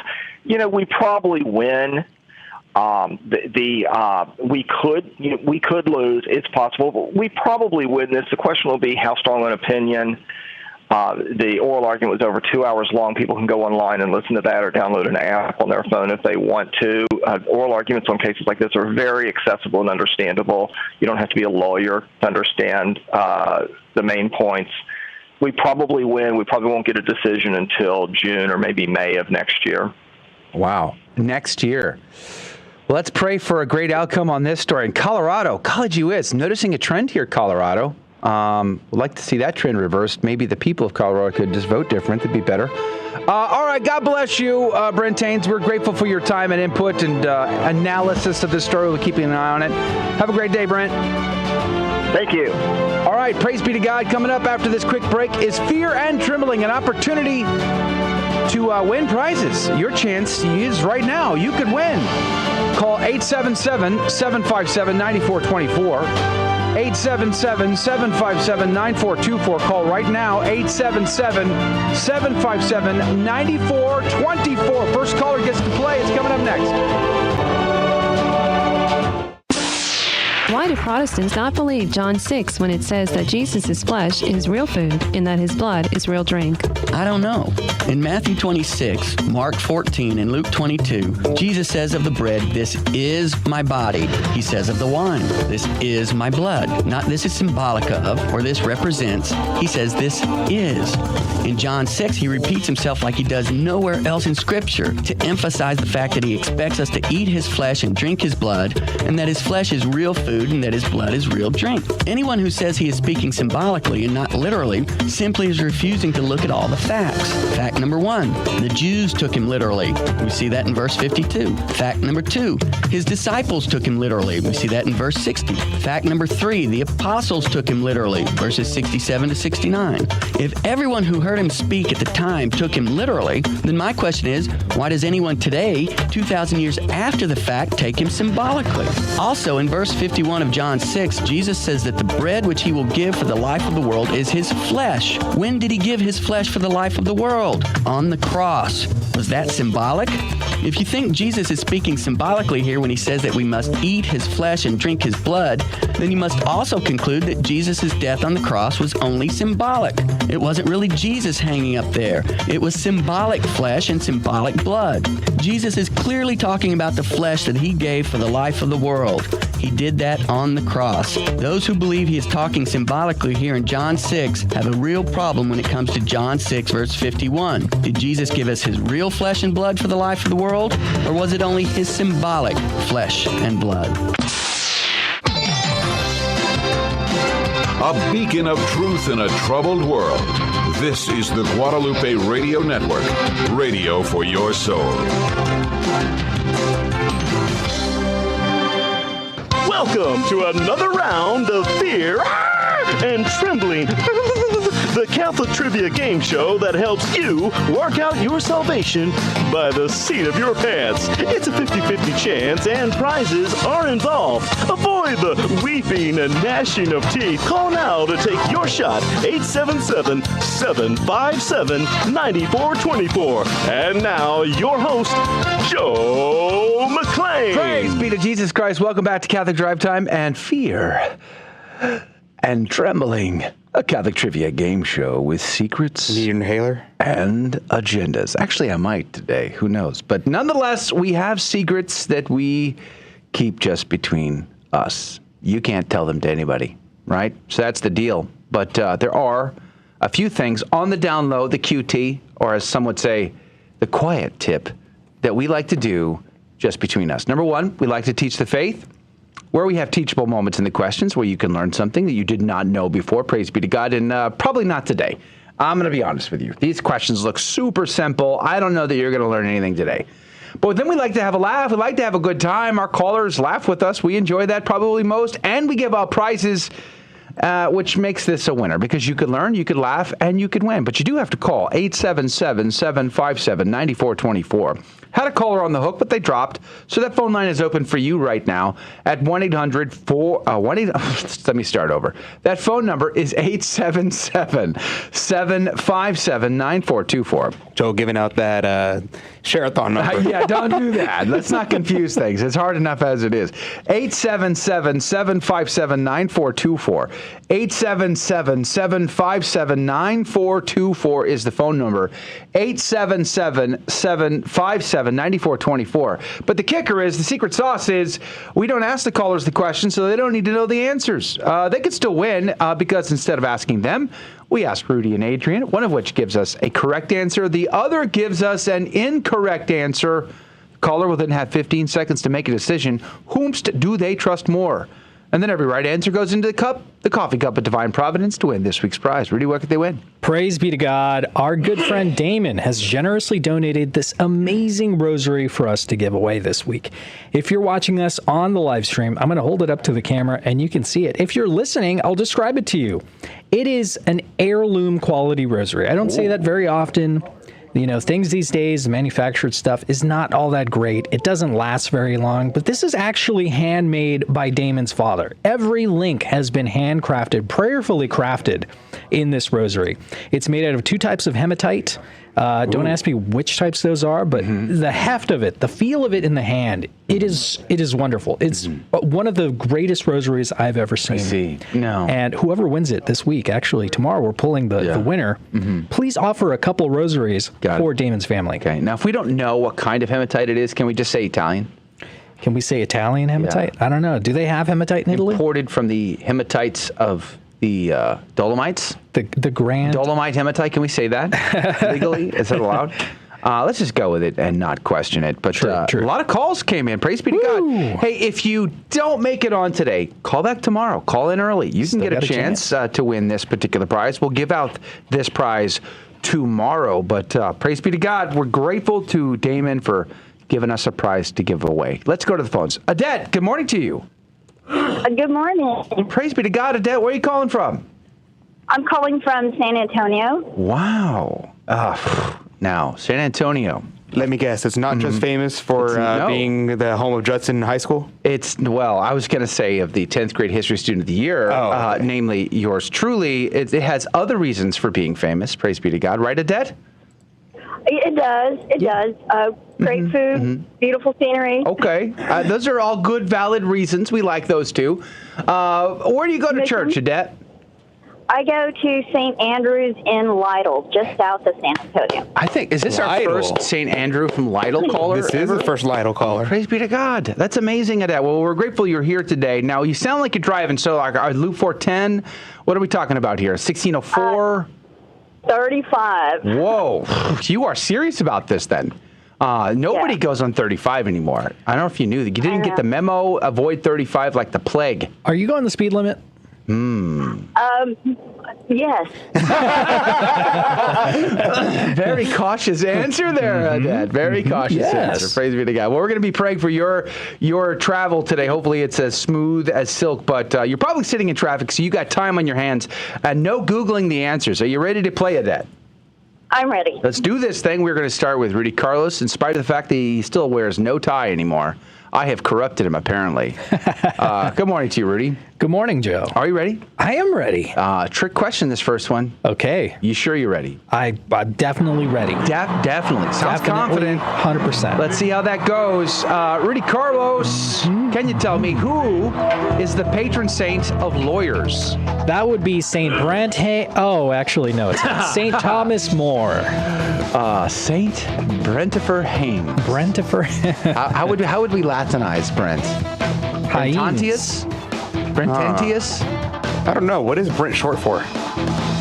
I don't know. That's not your answer anyway. No, it's not. This is a it's total Thomas, rabbit hole. St. Thomas More. St. Thomas More is your answer? Okay. All right. Now, Adrian, I am sure that you are an expert on this subject because clearly you like to lawyer on Twitter. So I do? Giving legal advice seems to be one of your strong suits there. This is not legal advice.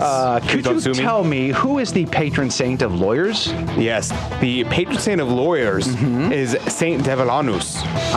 What? Saint Devolanus. Devolanus. Yes. See, there's a Latin name for you. Devolanus. Yeah, I'm like, Thomas More? Like, what is that? How's it go? Thomas More? Okay. Is that even a real person? I don't know. Let's find out. Latinized? Let's find out. English. Adette, you got options here. The patron saint of lawyers, is it Devolanus? I don't even know if I said that correctly. Devolanus, as Adrian seems to think, or Saint Thomas More, as Rudy suggested. 15 seconds. Adette, what say you? I'm going to go with Rudy. What? Gee, I can't seem to figure out why. No, I said Devolanus. Devolanus? Because I missed that. Because lawyers. Because St. Lucifer is there. Because lawyers. Yeah. Because lawyers. Just kidding. We love lawyers. We're kidding, Brent. Don't send his hate mail after. Send it to my attorney. I'm getting texts from Brent. St. Thomas More is the correct answer. God love all attorneys today. Praise be to God. All right, you're in the cup. You could win a debt. Let's see if we can't double your chances with this next question. And this is the tricky one, to be honest. I would never get these correct if I had to answer them myself. Luckily for me, I have the answer in front of me. All right, we're going to go to Adrian. Adrian, real quick, off the top of your head. Off the top of my head. 10th station of the cross, go. Christ is crucified.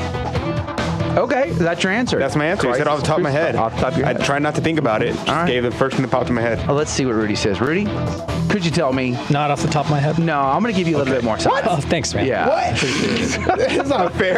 Rudy, if you could take your time and ponder this, but if you could give me an answer. The 10th station of the cross, sir. Okay, that would be... I'm pondering. Okay, here we go. Yes. It is Jesus is stripped of his garments. I see. Now just think about this for a second. He has just been scourged. Yeah. His blood has coagulated. They have ripped off his garments, reopening all of those wounds. I see. Those wounds that he took for us. I see. That's your answer. Yes. It's a long one. Yes. Okay. All right. Pondered so you got to say that verbatim, Joe. You got options. Go ahead, Joe. Was it Jesus' blood coagulating and being ripped apart again with his robes being stripped off, as Rudy seems to think, or was it Jesus crucified as the 10th station of the cross, as Adrian wants us to believe? 15 seconds of debt. What say you? I'm going to go with Adrian. What? Now, a debt. Oh, no. No, sorry. That's the 12th station. The 12th station is Christ is crucified. My goodness. I gave you the bell. I gave you the bell just to raise the awareness that one does not admit Adrian is correct publicly. I'm sorry that they tricked you. It is a tricky question. In fairness, I said I would not get this. To be fair, the only station I know is the 12th station. Yeah. That's Christ is crucified. That's the only one I know. That's why it's your answer for everything. Jesus is stripped of his garments is the 10th station of the cross. But don't worry, this next question, we're getting you in there for a second chance. We're going to go back to Rudy. Rudy? Okay. What is the mantle-like vestment which reaches from the shoulders to the ankles, opens in front, clasps at the neck, which is worn by the celebrant at nearly all solemn functions except the Holy Mass? Think exposition and benediction of the Blessed Sacrament. Good visual, Joe. That is known as the seethe. The seethe? Yeah, seethe. The seethe. As in I'm seething. Oh, I see. I see. Adrian, what do you say? The mantle-like vestment which reaches from the shoulders to the ankles, opens in the front, clasps at the neck, and is worn by the celebrant at solemn functions except for Mass, like adoration and benediction. What do we call that? Yes, that would be a cope. Cope. C-O-P-E. Cope. Okay. A debt, is it a cope, as Adrian says, or is it a seethe, as Rudy wants us to believe? 15 seconds on the clock. God. Who's right? Who's wrong? A debt? I'm going to go with Rudy again. No, don't go the other way. Adrian. I heard Adrian. You were, I see what you were doing there, Adette, trying to play fast and loose on us like that. To listen to on the radio and not think of an answer. It's not easy, is it? You did great, though. Cope is the correct answer. You are correct. You're in the cup for two. Good job coping with us today, Adette. God love you. Enjoy your drive. We're going to put you on hold, but we're really appreciative that you called in today. Thank you. All right. Thank you. All right, that's going to do it for the radio side of our show. I had a laugh. That was fun, but let's have more. Go to the after show and hang out with us, and let's remember the 80s and 90s together. grnonline.com/CDT. We'll see you there. Thank you for joining us on Your Catholic Drive Time, where it is our pleasure to keep you informed and inspired. Join us Monday through Friday at the same time, right here on your favorite Catholic radio station. Don't forget to connect with us. Just go to facebook.com/Catholic Drive Time. Again, that's facebook.com/Catholic Drive Time. Be sure to share more than just us today. Share Jesus with everyone you meet. Bye now, and God love you. Welcome back to the after show, where we get a lot more casual and comfortable about the conversation, and you get to drive that conversation with your commentary. Leave us a comment, and we'll get to it. Praise be to God. We're grateful that you are a part of it. Do us a favor, smash the share and the like, whatever equivalent that might be on the platform you're listening to or watching right now. Like, for instance, on Rumble, if you're hanging on Rumble, do leave us a rant and smash the Rumble. And then, of course, on the YouTubes, the like button, give us a thumbs up, hit the share. Those are very helpful things to us. By the way, an inconvenient fact just dropped. You know that Jesuit priest that got excommunicated and had his excommunication lifted by His Holiness Pope Francis? Right. Really, this is not his first excommunication. Bro, I reported that. It's not his first rodeo. Were you listening? Yeah, I was, but it's not his first rodeo. Is that surprising? How do we not know this before The Jesuits today? have to reconquista. We have to reconquista the Jesuits. And do we? And is he actually excommunicated? I don't know. I thought didn't they lift the excommunication? Pope Francis did, yes. So, but this was an earlier one. Here's my thing. So this is not his first one. We give everybody a pass. He's got a track record. Except for people who love the faith. Professor G says, can you be double excommunicated? I suppose so. I guess you can excommunicate for violate multiple more than things. one thing, and so thus. Well, it would be invalid though, because they're lifting one that. Well, no, actually, no. I was going to say they're lifting one that exists, sure, but the other one still remains. So it's almost like it nullifies itself. To White Wolf's point, no, you can't be double excommunicated, because if the effect of excommunication is now you're outside of communion with church.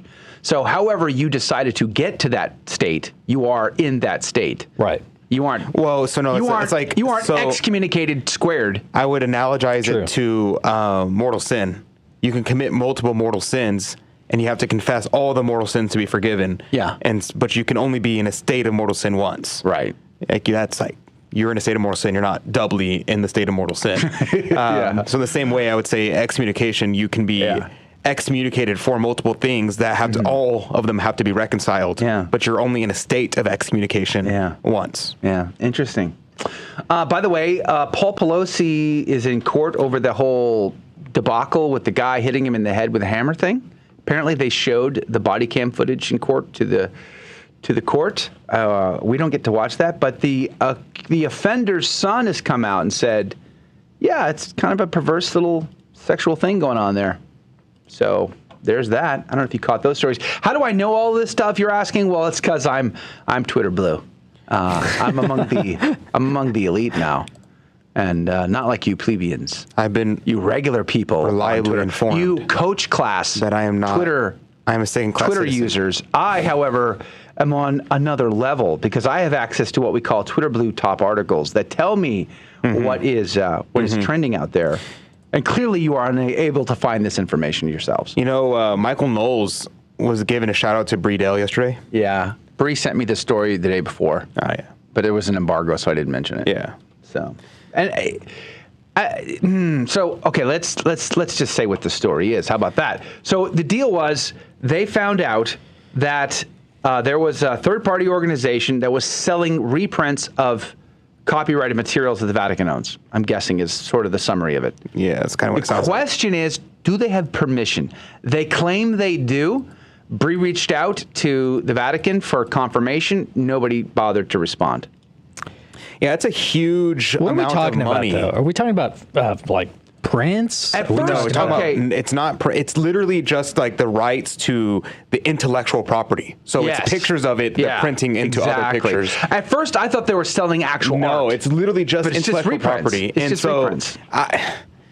forgive me, but I mean, I get it. There was a lot of money that was embezzled because of this. However, What are I we don't talking care. about? Yeah, like who cares? It's not that big of a story. Yeah, it's not that big of a story. Yes, it's a big story because of how much money was moved around, and that is huge. And it's one more financial scandal. One more financial scandal. But it's very much possible that this third-party organization is just ripping off the Vatican. Yeah. And that nobody at the Vatican just cares enough to do anything Exactly. about it. Like, it doesn't seem to me like this. Like, it'd be one thing if it was like, I don't know, trading money with governments or things like that. But it's literally this publishing company who wanted a better deal. So they went through the priest who was in charge of the art and then paid the priest directly. So the priest made a ton of money off of it, which, yeah, that's terrible, not good. But at the end of the day, I'm like, I mean, I do this all the time. You know, I go on YouTube, print stuff off. Right. You know, decorate my home with it. It's not like. Also, it really annoys me that that the art is like, you can't take pictures of the Vatican art. That drives me nuts. It's like, why can't I have? I mean, the art belongs to the church, and I guess not. I guess it belongs to the Vatican. So I don't know. Damon destroying the dreams and hopes of children over on Rumble, talking about the makeup of the special Dolomite. Sorry, dude, I don't wear makeup. Hematite rosary that we're giving away this week that he supplied says, quote, regular and silver hematite, close quote. Regular and silver hematite. Regular from the Dolomites, you mean? Just like ordinary time hematite. Yeah. And Ordinary time. Ordinary time hematite. No, it's called post-Pentecost, isn't it? Season after Pentecost. What do we call it? I forget. I don't know. I'm not rad-trad enough to be remembering such terminologies. Just whatever weekend after Pentecost. whatever. Nick the Mike said something related. So we should talk about something related to Advent, maybe. Not sure what. We'll talk about the Pope statement. I like why? It's almost over. No California bashing. I'll be driving, so I won't be able to comment. That's hilarious. Trying to keep us focused on Advent. How is the Advent going anyway? It's almost over, for crying out loud. Yeah, it's almost over. I'm patiently waiting for Christmas. Are you? I'm a bah humbug. Yeah, we know. I'm patiently waiting for it to be over. So I'm looking forward to the season of Christmas, and I'm thinking about, I want to throw a party for Epiphany. Yeah. However, I don't know if my parents want to throw a party for Epiphany. What? So it's your house too, bro. I may just do it and ask for permission afterwards. Yeah. That would be a good time. I can see that going Just well say, at your place. hey, Mom and Dad, you should go on a trip. I'm going to have a party this weekend. Yeah, I think that's what I'm going to do. I think that'll go over well. See, I got you guys a hotel night stay just to celebrate your marriage. So enjoy that. Don't worry about us. We're going to be good. I think that's a good idea. I think that's a good idea. Yeah. We'll enjoy that. Oh, and my little sister is at the end of January. Super cool. She's going to be in an art program that they're doing at St. Mary's Seminary. What is it called? A gallery. There you go. I think that's really cool. She's working on these paintings. So cool, man. It's like your sister's very talented. She is. That blows my mind. I don't know how she does it, but I am very impressed with her. Yeah. That's awesome. Praise be to God. Golly gee whiz. Thinking about the 80s here and telephones. No, you're not. You're thinking about your camera. I am thinking about. I should film a documentary with Joe my says, camera. We're going to remember the 80s, and I'm thinking, it's literally impossible for me to remember the 80s. Yeah, you should think back, either. think deep, give it some thought about the 80s and your experience in those days. Vans, right? Who remembers Vans?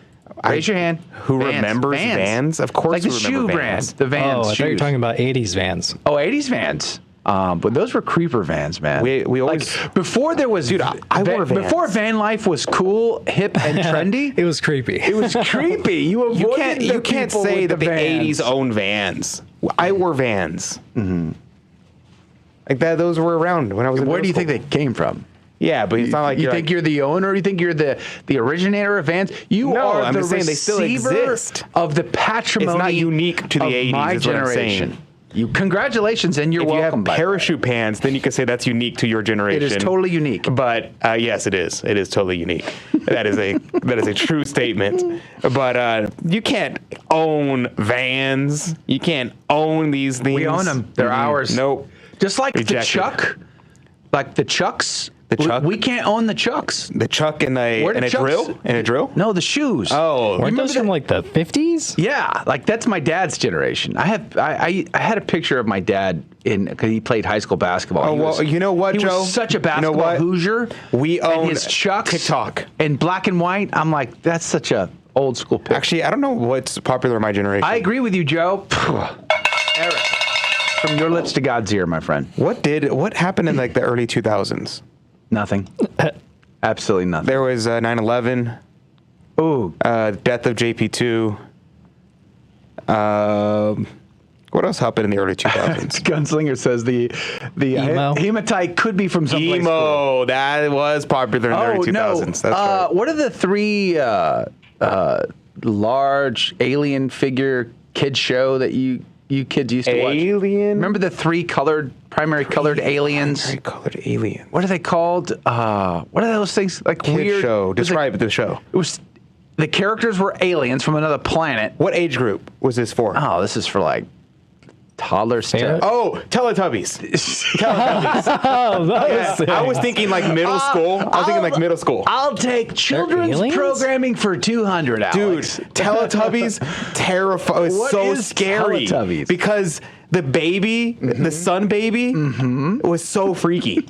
It was so freaky. Have you seen who designs these shows? Teletubbies. Have you seen the edit that they've done with the baby face, and they changed it to Nancy Pelosi, and she's saying, "Good morning, Sunday morning." No, yikes. Yeah, no, Teletubbies was so weird. Yeah, I never watched that. Not gonna lie, true story. What's up with all these shows? Remember when Alec Baldwin used to be cool? Like when he was the chief character in Thomas the Train. He was Thomas the Train? In the movie, yeah. And there was a Thomas the Train movie? He played the conductor in Thomas the Train movie, and then he narrated a ton of episodes as well. So did George Carlin. There's a Thomas I saw a portrait of him yesterday because I was looking at this photographer, because we did a picture day the other day, and I was looking at this photographer that was copying his lighting style, and he had a picture of Alec Baldwin from like the 80s. I was like, he's been around that long? He's been around a long time, man. Honestly, I don't even know who Alec Baldwin is. I mean, I know of him because he was in the news. You ever see somebody's face, and you're like, that guy's a killer. That guy. I loved him in Hunt for Red October. He's a killer. When he played Jack Ryan in Hunt for Red October, brilliant. Totally. I have no idea. Loved it. I am going to go out on a limb here and Knots say Landing. I probably haven't seen a single one of his movies. Was he in Knots Landing? Oh, okay. We got to look it up. Alec Baldwin movies. The Fruities Are Back, Dr. Death, The Boss Baby 2, Chick Fight, Saturday Night Live, Pixie, Arctic Dogs, it's like everything Motherless Brooklyn. Literally, I don't know any of these movies. Star is Born, Before You Know It, Drunk Parents. Oh, Mission Impossible. I've seen that. Oh, yeah. I forgot about that. Black Klansman. Beetlejuice. Tower, That's right. He was in Beetlejuice. I've never seen the Beetlejuice. Oh, yeah. He was the dad, wasn't he? Married to the Mob. I forgot he was in Married to the Mob. The Boss Working Baby. Girl. He was in Working Nightcap. Girl. I said that. Talk Radio. Oh, Talk man. Radio. I don't know any of these movies. I got to go back and watch Talk Radio. I haven't seen that since he was in Concussion. I didn't see Concussion, 1988. He was in Great Balls of Fire. I did not realize he was in some of these movies. He was in Law and Order. You guys ever seen Fire in the Sky? No. Is that the alien abduction one? Dude. Rise of the Guardians, Rock of Ages. Scary, man. Dude, I've literally not seen a single one of his movies except for Mission Impossible. Can we just replace the phrase alien abduction, because they're synonymous, with demonic possession? Can we stop saying alien abduction, because I really don't like people talking about my people. Oh, wait, we're not talking about Mexicans? Yikes. Oh, sorry. Ouch. Glengarry Glen Ross. How many people have seen that? Raise your hand.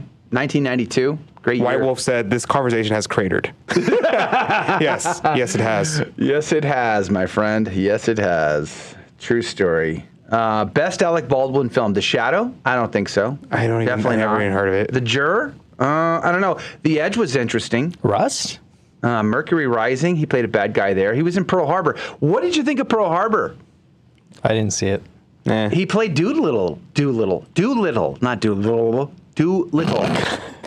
Gunslinger said 2050 is closer than 1990. Do you know who Doolittle That's crazy. is?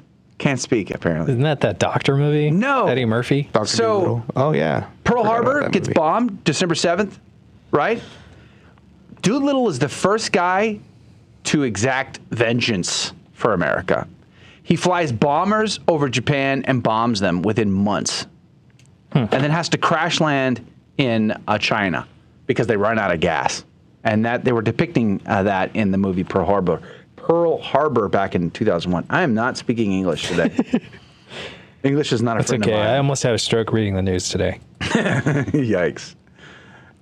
What did y'all think about the article put out by Return to Order? Oh, wow. I thought, hold on, let me see. Let's see. Yeah, I didn't think anything because I never read it. You didn't read it? No.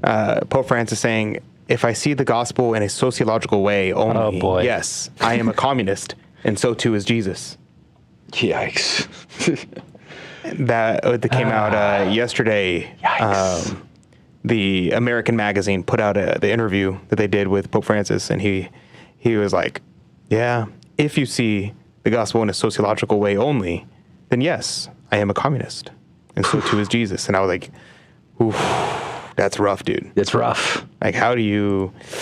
I don't know, man. I agree with Josh's interpretation of his words, though. Why? Which was? He says that if I view it this way, then I guess I'm a communist. He's not saying I am a communist. He's saying, I mean, if I see it this way, if I was going to see it this way, then maybe... Then I guess I'm a communist. But how dangerous is that to make statements that can be twisted That's a different and taken out of argument. context? Yeah, that's a different aspect of Here's the story, problem. though. Here's the problem with what he said. What he said is implies that he sees it as if you look at it sociologically, then the gospel is communist, is what he's saying. But I'm saying that if you look at the Bible sociologically, if you look at it any way you want, there's no way to come away saying that the gospel is communist. So only someone who has a Marxist mentality ahead of time can look at it and say, oh, this is a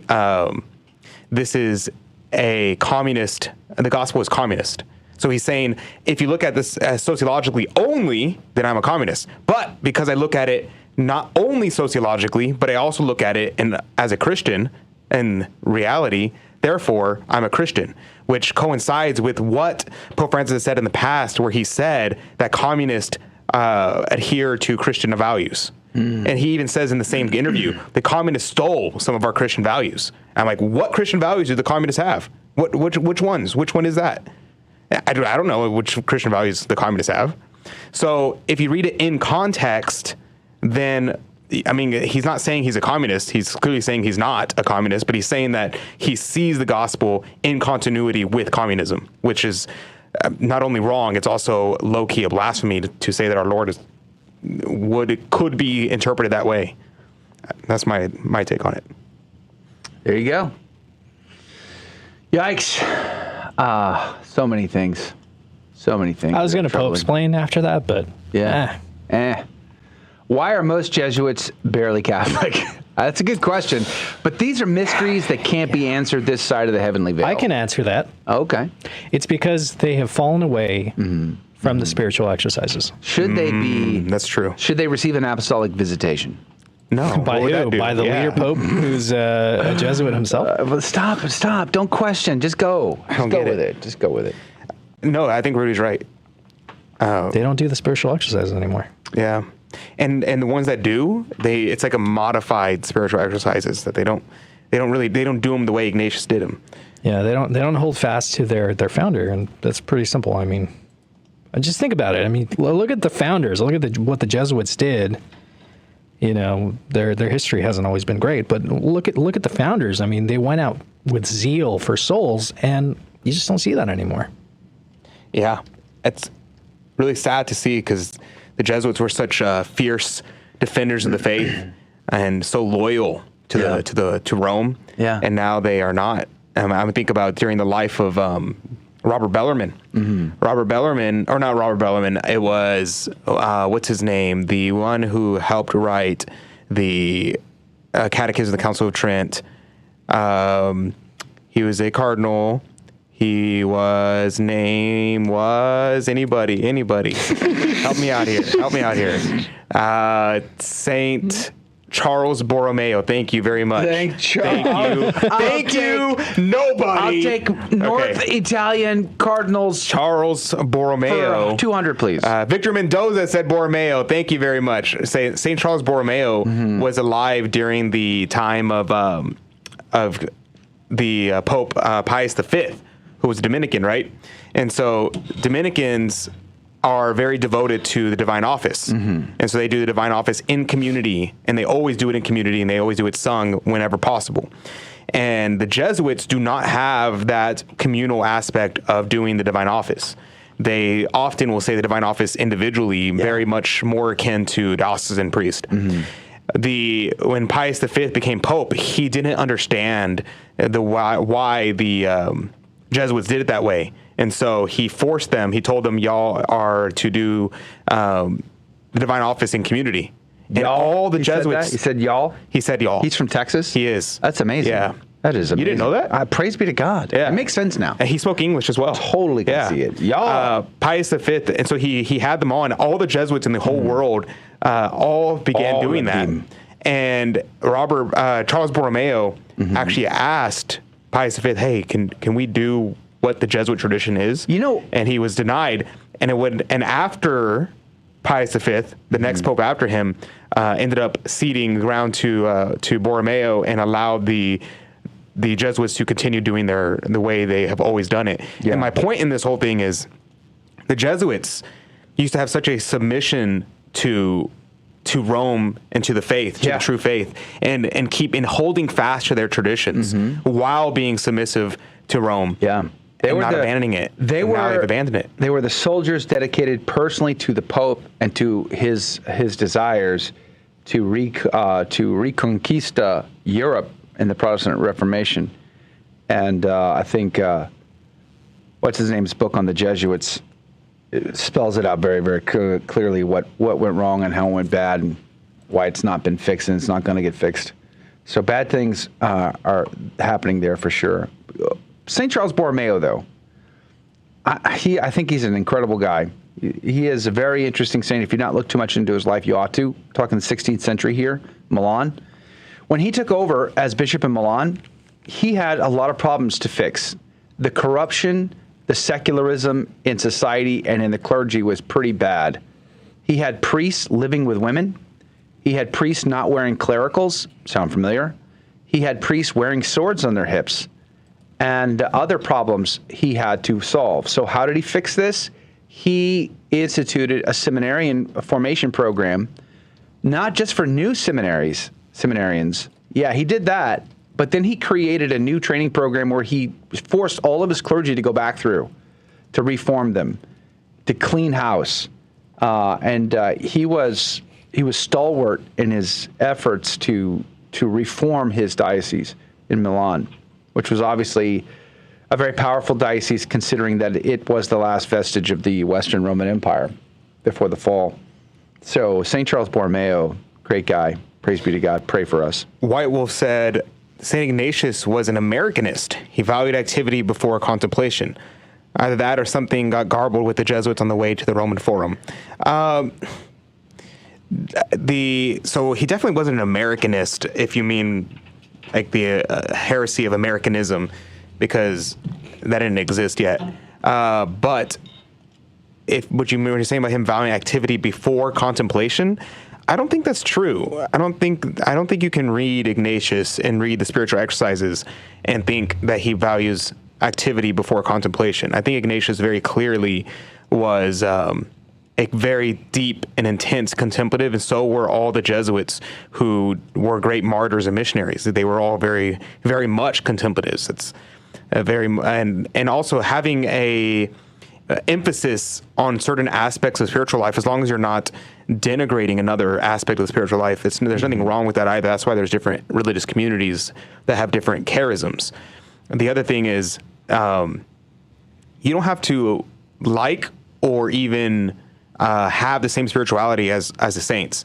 For instance, Ignatius, I don't exactly agree 100% with Ignatius on a lot of things because, for instance, Ignatius fought against the canonization of Savonarola, who was a famous Dominican who the Dominicans had been trying to canonize, and Ignatius fought against his canonization, and the Jesuits ever since then have always fought against it, and they've never been able to get Savonarola's canonization off the ground because of that. So you can not like certain saints, you can even disagree with them, but I don't think you can say that Ignatius and the Jesuits don't value contemplation or put activity before contemplation. I don't think that's true. Weber, Sue Webb, elections have consequences, even ones in the Vatican. And that's what we're dealing with, to be sure. And the next one, same thing. Same story.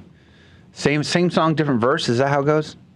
Same song, different verse. I don't know that saying, but it makes sense. It's the song that never ends. Oh, man, that song. It goes on and on, my friend. How's it go? Some people started singing it not knowing what it was. And now they'll just keep singing it forever just because. It's a song that never ends. It's over. It's over. It's over. Yeah, for sure. God's holy will be done, though.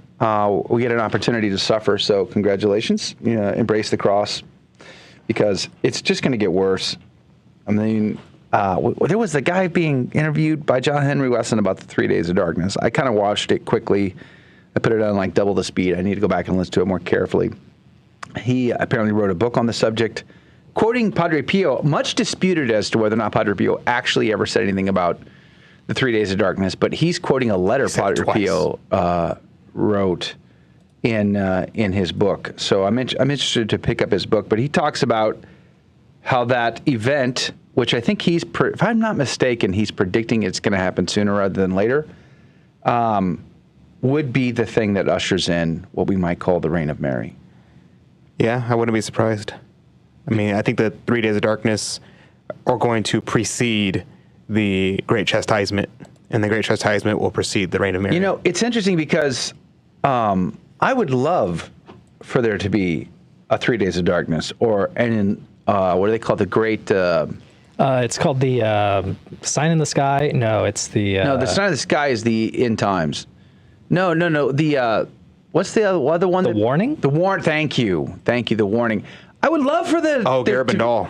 I would love for there to be a warning. I would love for there to be a 3 Days of Darkness. I mean, no, I don't love the idea of people like dying and then going to hell, or and all of a sudden, or whatever. That part I obviously don't like.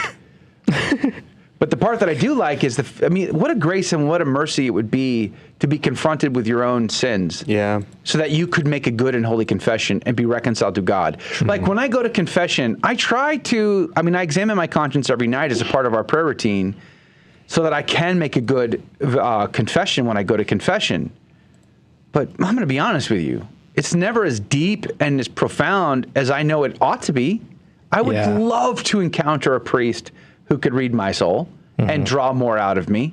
Would it be embarrassing? Yeah. It would be rough, I think, in some ways.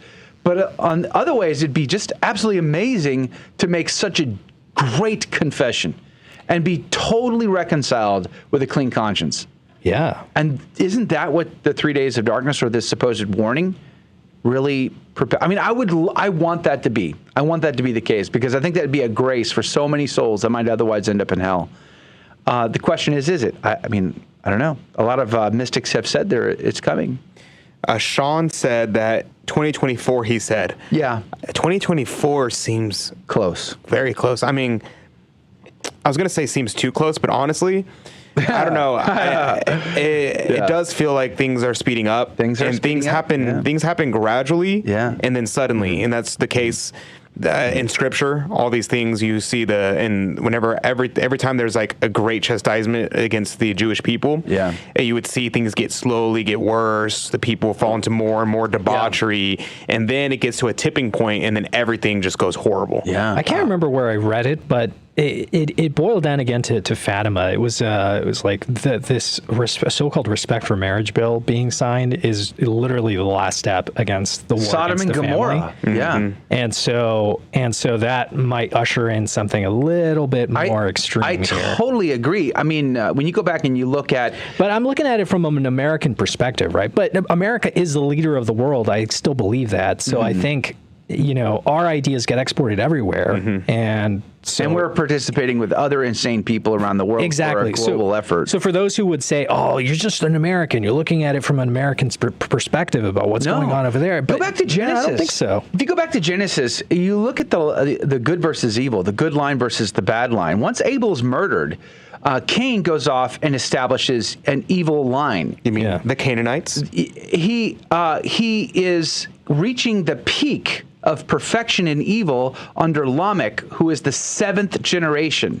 So Lamech, in the 7th generation, takes on 2 wives, and he murders people and brags about it. That is the perfection of evil. The opposite line, the parallel line, is the good line. That's Seth. Seth is the child that replaces Abel, and his line peaks in holiness, a man with only 1 wife.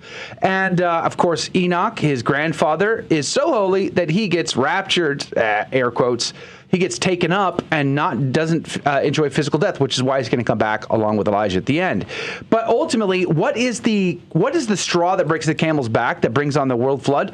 The total sexual perversity in mankind, the total depravity of mankind kicks off the great flood. Sodom and Gomorrah, total depravity kicks off fire and brimstone. What does St. Paul say? If God will give you up to your desires, and men will sleep with men, and women will sleep with women. You betcha. And where are we at now? On the verge of total depravity. Worse. Yeah, but we can do something about it. We can change society through evangelization. But how's that working out? So buckle up. Maybe 2024 is the year. I don't know. We'll see. Hey, tomorrow on the program, we're going to have a conversation with E. Michael Jones. It's back in the house, supposedly, allegedly. We're going to find out. Till then, God love you. God bless you. Have a great day. We'll see you then. Jesus is a friend of mine. Jesus is my friend. Jesus is a friend of mine. I have a friend in Jesus. Jesus. God don't do it, it won't get done. If God don't do it, we are done. What up with that? Oh, what up with that? What up with that? Come on, man. What are we talking about? Come on, man. Go, Brandon. I agree. Yo, I did it!